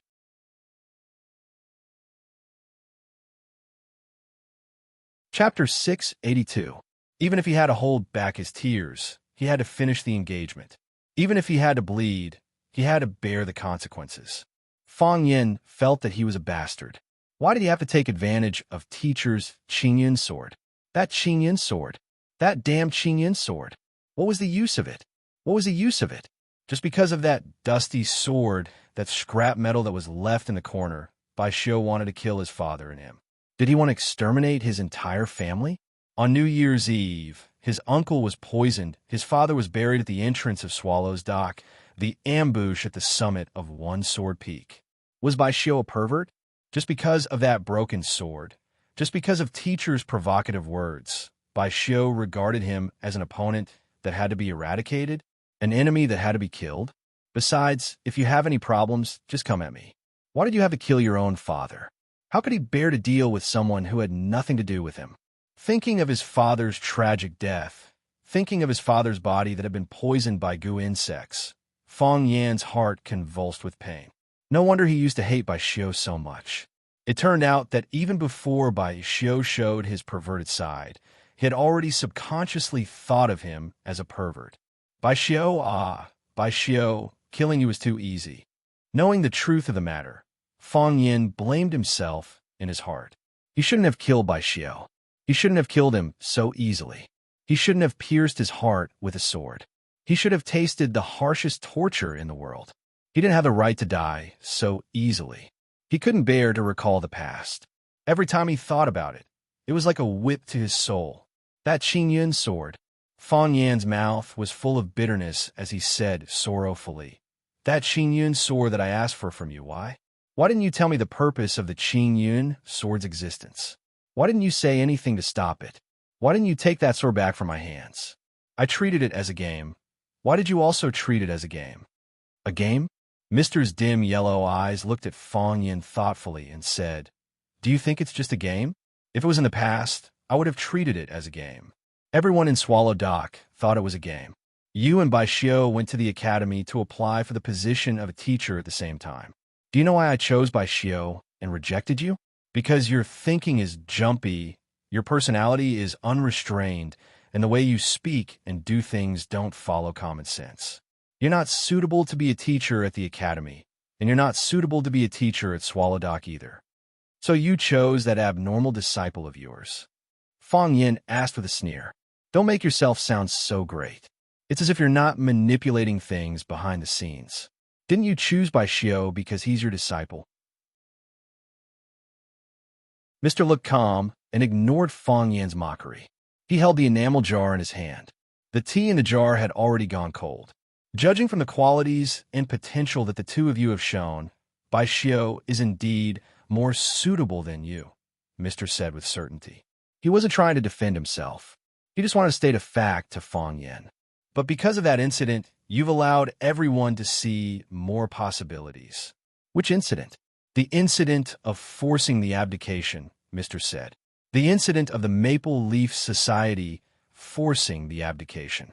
That night, you young people stirred up a huge storm in Yinjing. In the end, I even had to use the red machine, Fang Yin. You must have no idea how amazing your performance was that night." Fang Yin just wanted to curse. F***CK your grandma. I just wanted to show off once. I just wanted to trap that pretentious Jiang Junling. I just wanted to please Yi Ro and give the Yi family some gifts. How did I end up getting myself into trouble? Newton was hit by an apple, and as a result, he discovered gravity. Everything in this world is really full of coincidences. Life is like a game of chess. Everyone is playing on a chessboard. If you advance, the enemy will retreat. If you are strong, the enemy will be weak. You are on an insignificant battlefield. At least at that time, it seemed to be nothing more than a romantic occasion. But you were able to decide the outcome with one battle. You gambled yourself, the Fang family, the Yi family, the entire Swallow Fort, and me. You killed the Jiang family and nailed them to the pillar of shame. At that time, I understood your motives and hesitated. But in the end, I couldn't help it. You seem to have calculated the mentality that everyone should have. You knew that I couldn't help it. I knew that it would make you and the Yi family great, but I still couldn't help but help you and push you. It's like there's only one stroke left in a good character. There's only one drop left in a pot of good wine. Who can control it? You are the winner. The Fang family is the winner. The Yi family is also the winner. Even I am a winner. You won easily, and it was pleasing to the eye. The Jiang family lost. You lost inexplicably, but you had no choice but to accept it wholeheartedly. I didn't say these words. It was that old man from the Jiang family who called me and said it himself. Fang Yin, you definitely didn't think that the decision you made that night would have such a great influence, did you?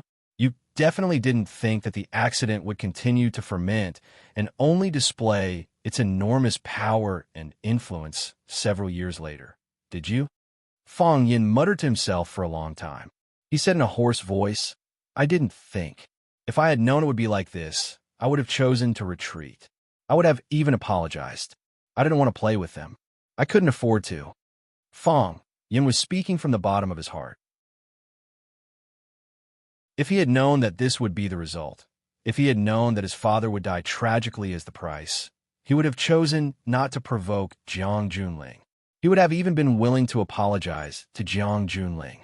If he could choose again, he would have said, "I'm sorry" to him. He hoped that his father would live, and he would become a cowardly filial son. But in the end, you still fell into the trap, Sir said with a sigh. After that incident, countless people went to inquire about you. Even more people began to focus their attention on you. Before that, everyone thought you were still young. Everyone thought you were a playful child.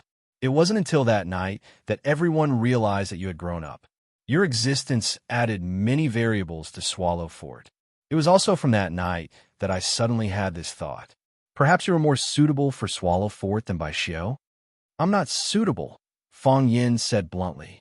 But Bai Xiu felt that you were suitable. So he listened to you and killed my father and wanted to kill me as well. I just wanted to give him a warning. I wanted him to know that he wasn't the only choice. I still have you and Fong Yin.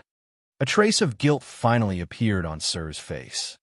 So, when you took the Emerald Cloud Sword, Bai Xiu reminded me if I wanted to get it back. I said no need. Good luck. Since he sent me to the Emerald Cloud Sword, I'll give this sword to you and send you straight to the Emerald Cloud Sword. I thought he would understand what I meant, but I didn't expect him to go to such extremes. I'm responsible for the tragedy that happened later. No matter what, I was the one who set you up. I was the one who pushed you against him, causing him to feel great pressure. But you should know that I've never thought about this. I've never thought about it, Fong Yin said with grief and indignation. I'm a simple person. I just want to live a simple life. I don't like scheming, and I don't want to fight. Everything I want, I have it. It's useless even if you give it to me if I don't want it. I just want the people I care about to be well, without illness or disaster, and for everyone to live well. What if I give you another chance? Sir said, you killed Bai Xiu. You've already used your actions to prove that you're more suitable than Bai Xiu. Now what's your choice? I refuse, Fong Yin said again. Whether it's in the past or now, whether Sir is a Sir or not, my attitude is still the same. I refuse. The affairs of the world are laughable. Some people view them as treasures, while others discard them like rotten grass. It's a pity that they died, Sir said. But how can everything go according to one's will while living in this world? Tell me, if I take off this tattered leather coat I'm wearing, who should take over Swallow Dock? What do you mean, sir? Fong Yin stared at Sir and asked with wide eyes. No matter what, this started because of me. Personally, Bai Xiu is my disciple. My disciple made a mistake, and I, as his master, didn't teach him well. Publicly, I'm the Sir of Swallow Dock. When such an evil thing happened in Swallow Dock, as the Sir, I have to stand up and take responsibility. I have to stand up and seek justice for the villagers. These are all very important things that I have to do. So, I'm no longer suitable to hold the position of Sir of Swallow Dock. But Fong Yan's heart was in a mess. Was this the answer he wanted? Was this the result he wanted? Would it be good or bad for him if Sir were to step down from his position? Would it be good or bad for Swallow Dock? Sir's decision was really hard to see through. You still haven't answered my question. Sir chuckled as he looked at Fong Yin and said, if you were to find someone in Swallow Dock to take over my mantle, who do you think is more suitable?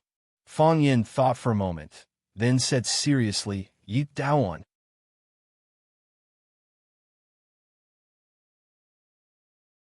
Chapter 683.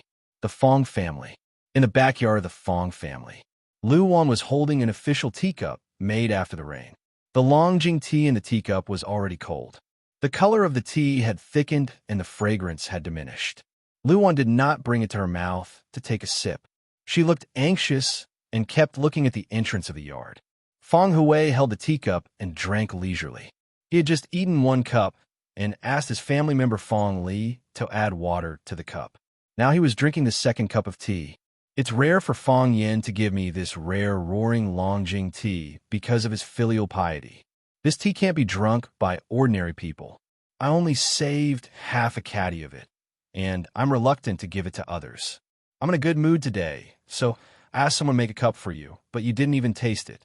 Did you just waste this good tea? Fong Hui glanced at Lu Wan and said with some dissatisfaction. Seeing her father-in-law so calm, Lu Wan couldn't help but ask, Dad, will Fong Yin really be okay after being called by Master? No, Fong Hui said indifferently. How many times have I told you that he will be fine? But you don't believe me. What can I do? But didn't Fong Yin come back this time to seek justice for Master? Fong Yin looks casual, but he has a sense of propriety. If he doesn't agree with Master, it's Fong Yin who went to Master to seek justice, not Master who came to Fong Yin to seek justice. Fong Yin didn't do anything bad. What can happen to him? Fong Hui said indifferently. Believe in Fong Yin and believe in your own son. What Fong Yin can do, we may not be able to do. What Fong Yin can't do, we definitely can't do. Instead of worrying, it's better to sit here and drink tea and chat, waiting for the news from the front to come back. This is Swallow Doc. Nothing big will happen. Luan was not in a mood to drink tea and chat. She said with red eyes, I don't ask for justice. I just hope that Fong Yin is safe and sound. He called before and said that he would come back, and I wanted to refuse him. However, he said he would come back to see you. I can't possibly reject his filial piety. Fong Hui glanced at Luan and sighed softly. You just said that Fong Yin looks casual, but he has a sense of propriety deep down. If he insisted on doing something, who could change his mind? Now that the child had grown up, he needed to make his own path in the future. The only thing we can do is not to cause trouble for him. Don't worry, nothing will happen. I'll go out and take a look. Luan put down the teacup and said aloud. Feng Sheng and the others also followed. I'll go and see if they have come back.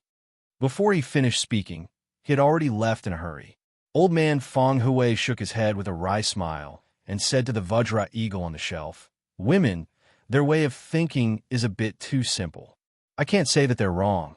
I can only say that they're shallow. How can there be such a simple thing in this world? He put the empty teacup on the small table in front of him, gently rubbed his thigh with his hand, and said, There should be a result over there, right? Yi family's ancestral hall.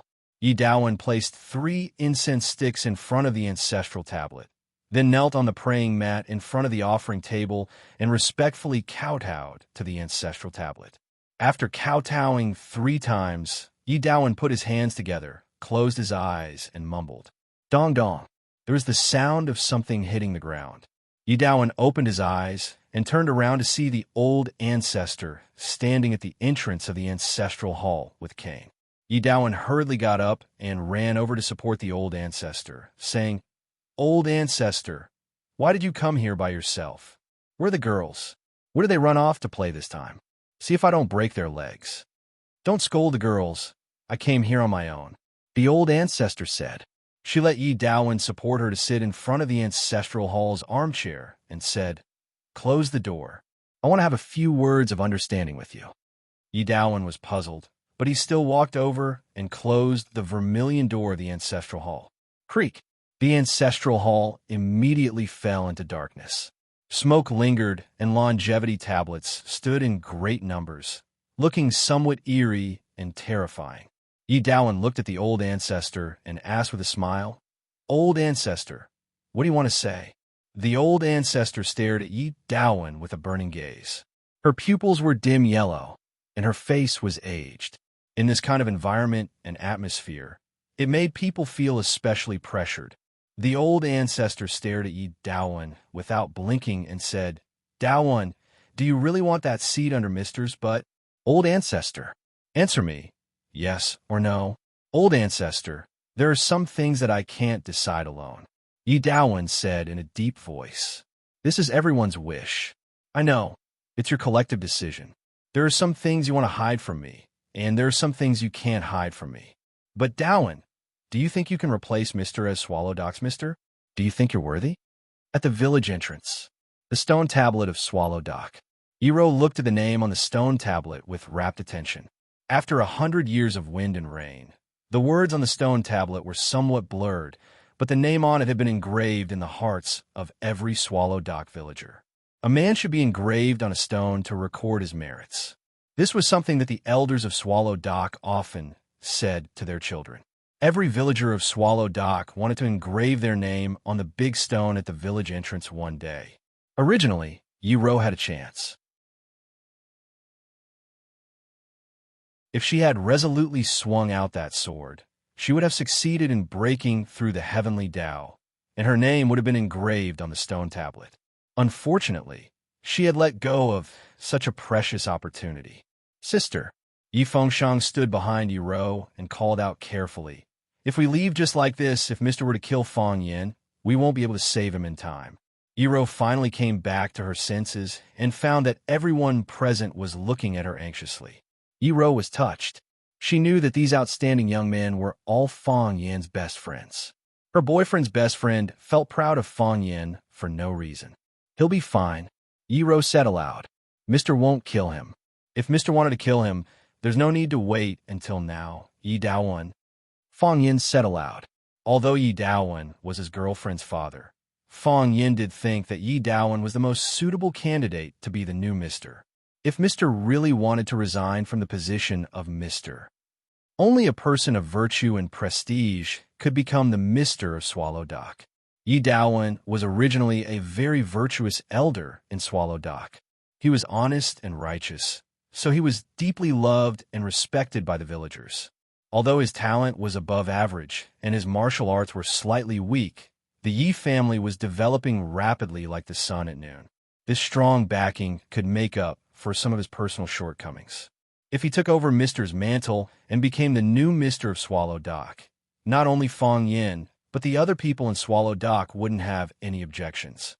Yi Daowen, Mr. chewed on the name, then looked at Fong Yin happily and said, "It seems that Daowen is the most suitable candidate in line with the interests of all parties." Interests? Fong Yin frowned. What interests of all parties? Mr. asked me to choose a candidate. So, I said the most suitable person in my heart out of fairness. There are no interests involved in this. Is that so? Mr. stared at Fong Yin with sharp eyes and said, "You really don't know? What should I know?" Fong Yin said. Mr.'s expression eased a little and said, "It seems that they didn't discuss this matter with you." "Mr., what do you mean?" Fong Yin asked aloud. Mr. looked at Fong Yin and said, "I know that you chose Yi Daowen out of your heart, but if it's out of selfishness, who do you think is more suitable to be Swallow Dock's Mr.? "I haven't thought about it," Fong Yin said. "You might as well think about it now." Mr. looked at Fong Yin with a sense of exasperation and said, "If Daowen becomes Swallow Dock's Mr., do you think it's still possible for you and that girl from the Yi family? The gap is getting bigger and bigger. I'm afraid it will be difficult for you to catch up. But from a standpoint of Swallow Dock, I think Uncle Yi is the most suitable Mr. candidate," Fong Yin said. "I know Mr. is thinking for me from my standpoint, but I can't forget the public for selfishness. For the sake of Swallow Dock, Uncle Yi is indeed more suitable than the others. The Yi family instigated Daowen, your Fong family instigated Daowen, and even you instigated Daowen. Since all of you have chosen Daowen, I'm not willing to let Daowen take over my mantle." Mr.'s tone was light when he spoke, but Fong Yin could see that he was indeed saying these words seriously. He wasn't joking. "Why?" Fong Yin asked aloud. "Because I want a more suitable candidate." Mr. said, "Who is it?" "It's you." Mr.'s eyes suddenly became bright, like a dusty gem that was wiped away, revealing its original dazzling brilliance. "Fong Yin, are you willing to take over my mantle? Are you willing to become Swallow Dock's new Mr.?" Fong Yin's mouth opened for a long time, and his pupils expanded several times. He said unhappily, "Mr., isn't this too willful?"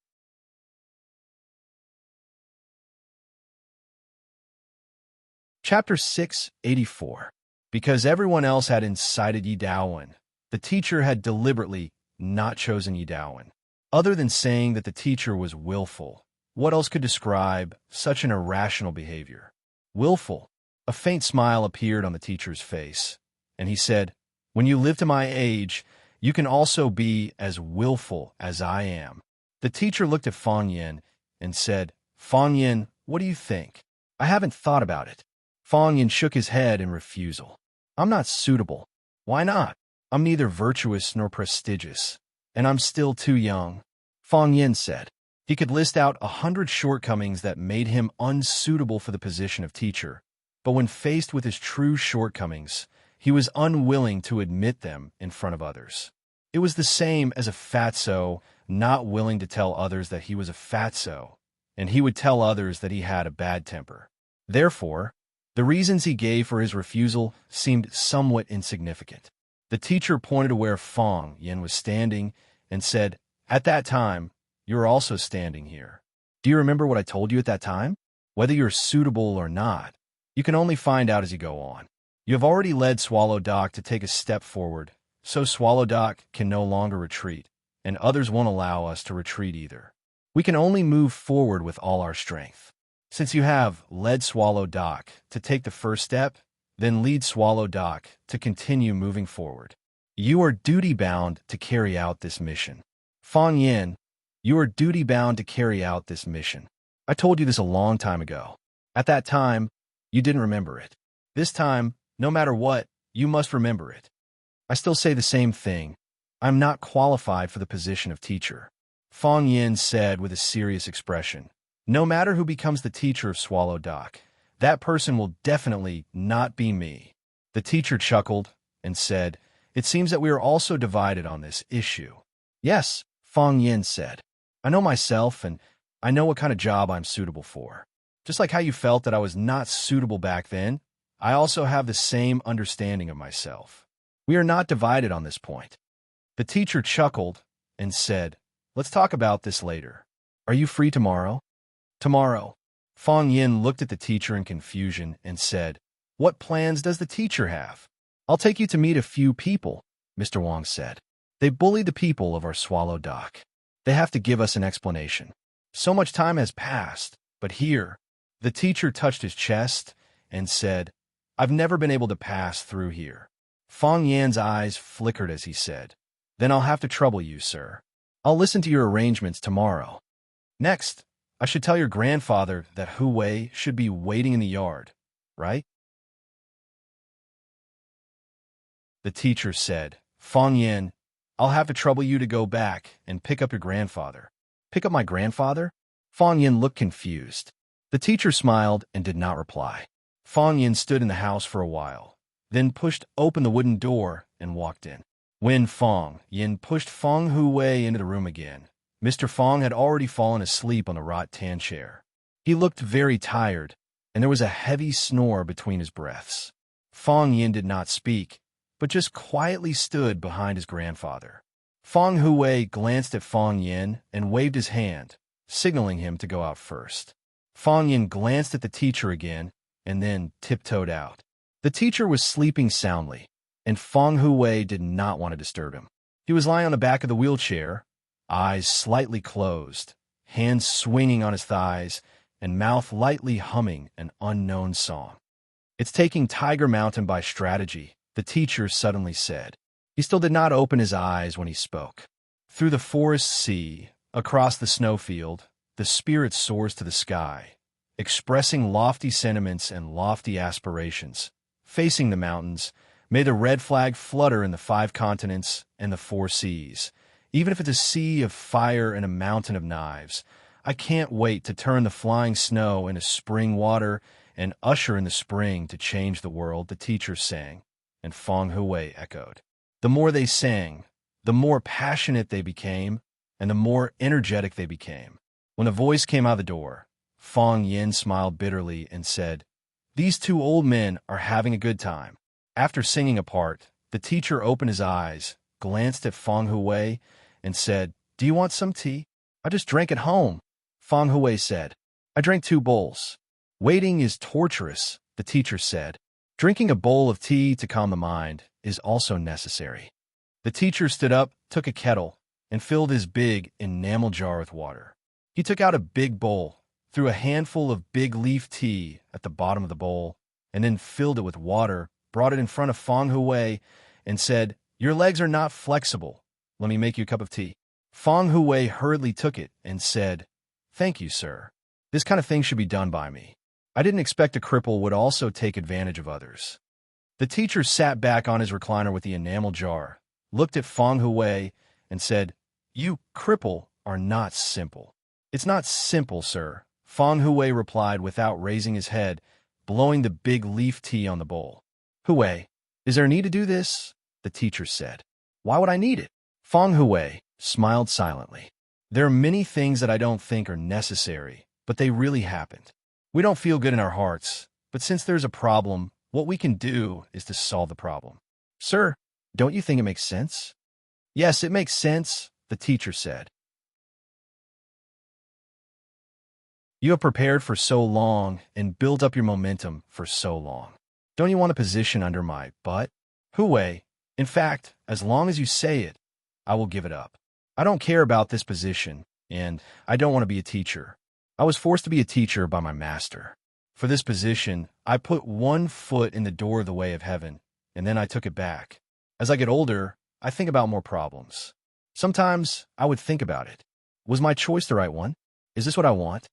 I used to think, yes, that's what I want, but now I don't think so. Whether it is or not, in fact, it doesn't matter. I won't ask myself anymore. Asking itself is a kind of questioning of my own choice. Since I have made a choice, I have to stick to it to the end. This is what we should do. We thought that you would give it up, but we also thought that you wouldn't, Feng Hui said with a smile. You are a teacher. If you don't give it up, we can't influence your decision. On the way here, Feng Yin told me that you want him to be a teacher. What ability does that kid have to be valued so much by you? You know better than me what kind of person your grandson is. In front of you, I don't want to praise him again. Lest you, old man, are secretly happy in your heart and say something that you don't mean.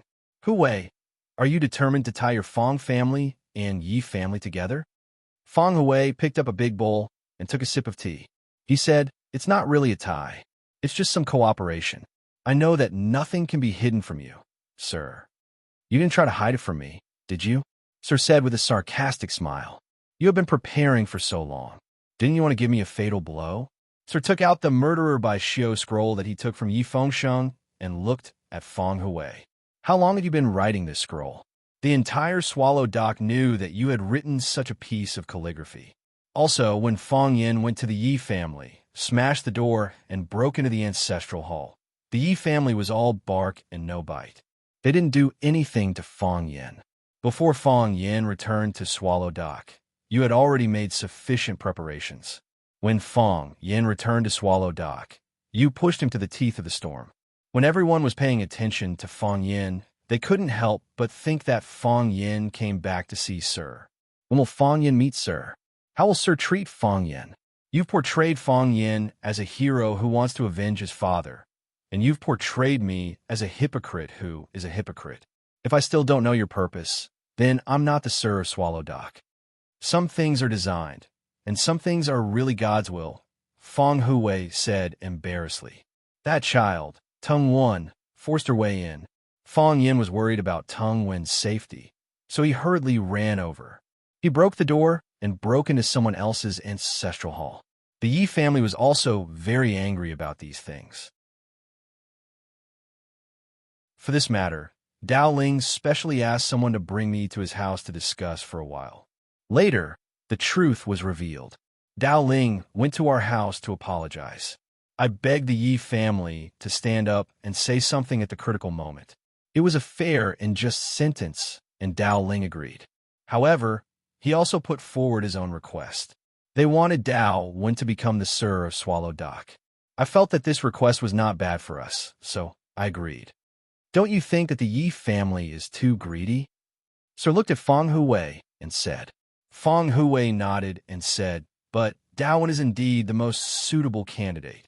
Most of the time, we choose people not only because they are suitable, but also because they are suitable. Sir said in a deep voice, if Yi Dao Wen becomes the Sir of Swallow Dock at that time, who can stop the crazy development of the Yi family?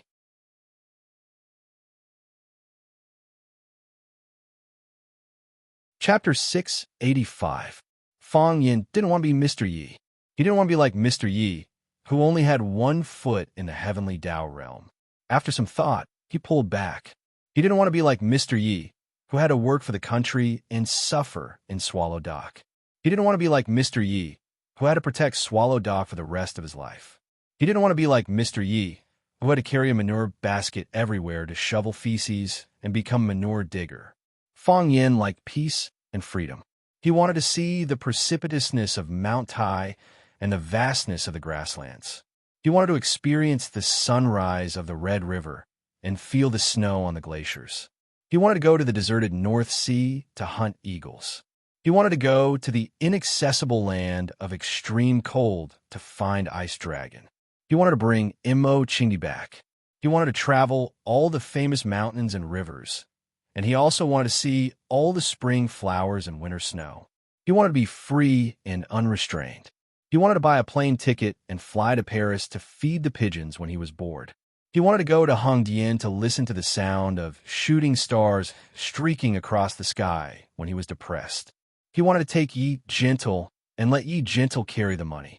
They could go on one trip after another whenever they wanted. He didn't want to be Mr. Yi. He only wanted to live for himself. He didn't want to live for others. He didn't want to live for responsibility. If he did that, he would be going against his own conscience. So, when Mr. Yi proposed such a tempting condition, he didn't hesitate to reject the men of Swallow Dock. How many people didn't want to be Mr. Yi? However, Fong Yin was still worried. He knew that his grandfather often thought differently from him. He lived for himself, but his grandfather would add different things to his life, such as glory and responsibility. So, even when Fong Yin waited alone in the courtyard, he still felt uneasy. He heard Mr. Yi and his grandfather singing. They were singing excerpts from Taking Tiger Mountain by Strategy. In their eyes, who was Yang Zero? Who was Mountain Eagle?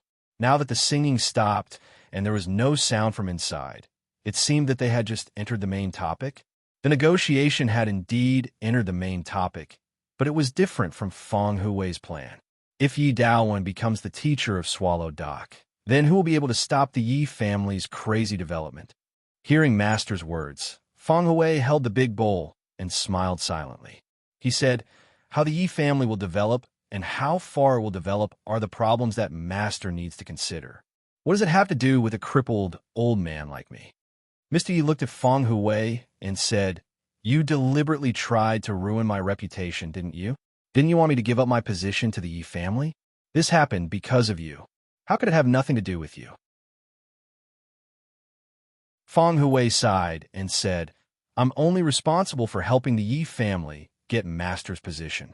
As for how the Yi family will develop in the future, I'm not in the mood to study it, nor am I able to find out."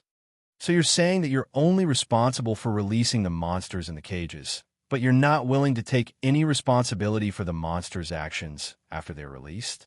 In your eyes, the Yi family is a monster? Any unrestrained power is a monster," Mr. said. "It's the same for Swallow Dock, but it's locked in a cage. That's why Swallow Dock is Master." Mr. looked at Fong Hui with a playful look and said, "It's strange that your Fong family keeps creating opportunities and fighting for benefits for the Yi family. 3 years ago, Fong Yin helped Yi Daoling get his current position. Now he's in charge of Hua, Xia's economic lifeline. Now you, this old fellow, are pushing the waves from behind, wanting to help Yi Daowen obtain the position of Mr. Hui. Do you really think the relationship between the Yi family and the Fong family is unbreakable? Does your Fong family really want to be tied to the Yi family's chariot? What kind of unbreakable relationship is that? I just want to send some betrothal gifts to my grandson. But you should know better than anyone that the more betrothal gifts you send, the lower the possibility of Fong Yin and Wen Raowen. With the Yi family's current development speed, will you still be able to climb up to the Yi family?" Mr. said with a smile. "It's better to retreat and form a net than to envy the fish in the pool. After all, it's not a wise thing to do for others. Hui is wise. You should understand these principles more clearly than I do." "Do you mean you want Fong Yin to be Master?" "Yes, but if Fong Yin becomes Master, he will have to tear up with the Yi family.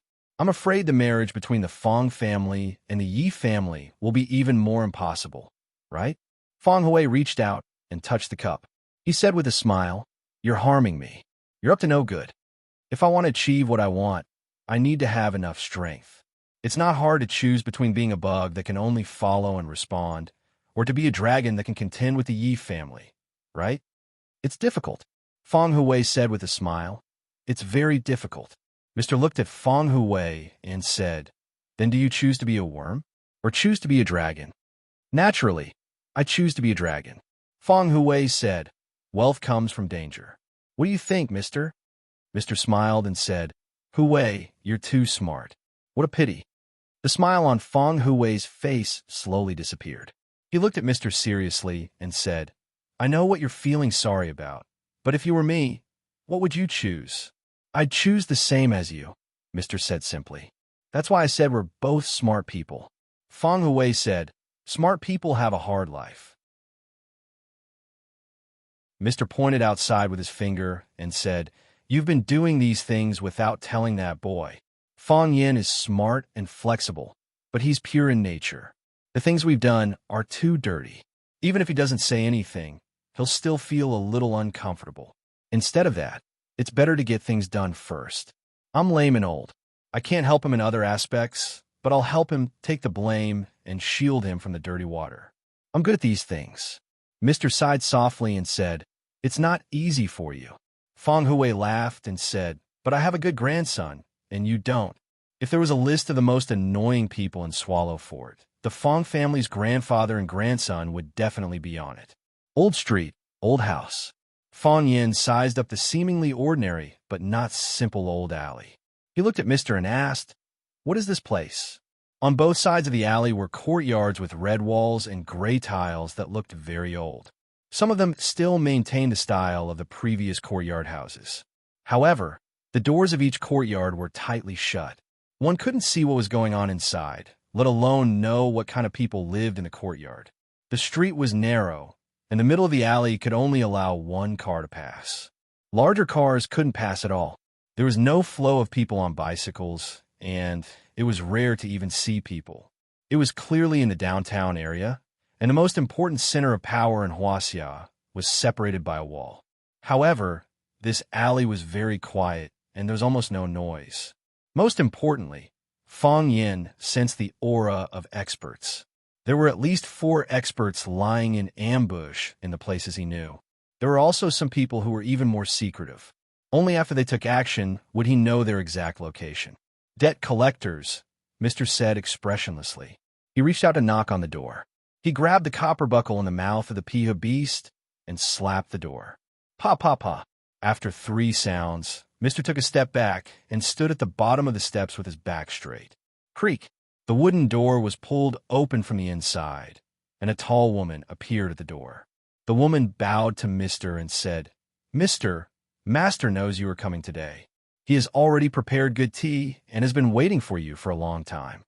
Mr. nodded and raised his foot to enter the door. Only then did the woman's gaze fall on Feng Yan's face. She said with a smile, handsome boy, we haven't seen each other for a long time. Feng Yin looked at the woman in camouflage clothes and said, Tigress, I haven't seen you for some time. The woman was the eagle herding in the sky and the tigress on the ground. Feng Yin knew that she was Jiang Junling's subordinate. The two of them had interacted before. However, he didn't expect to see her again here. Feng Yin looked at the tigress and sized up the old house in front of him. He said with a smile, is this the general's house? The tigress also smiled. The woman's facial features were very beautiful. Because her chest was too large, she gave off a very strong feeling. However, when she smiled, there was a strange kind of sexiness. Conquering such a woman was also a good challenge for many men. You stood at the door and came to ask for a debt. I don't know where you went. What if you were sold? The tigress squinted her eyes and joked with Feng Yin. She moved her body to the side and made a gesture of invitation. That depends on whether you can sell it for a good price. Feng Yin said, if the price is right, I can also get a share of the benefits. If you want to sell it, then so be it.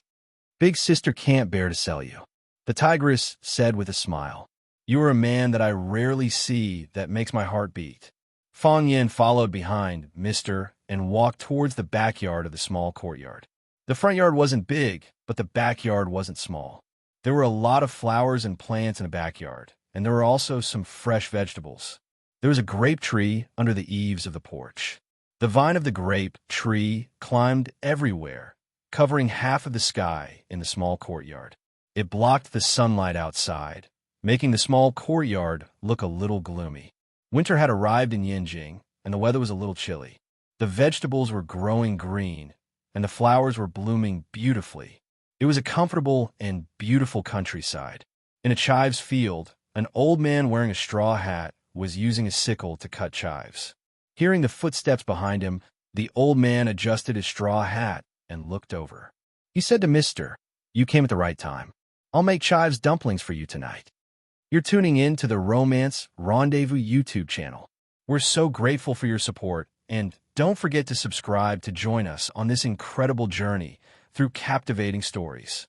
Your generosity through donations truly makes a world of difference, as it's the primary source of revenue that allows me to expand and enhance this channel for you.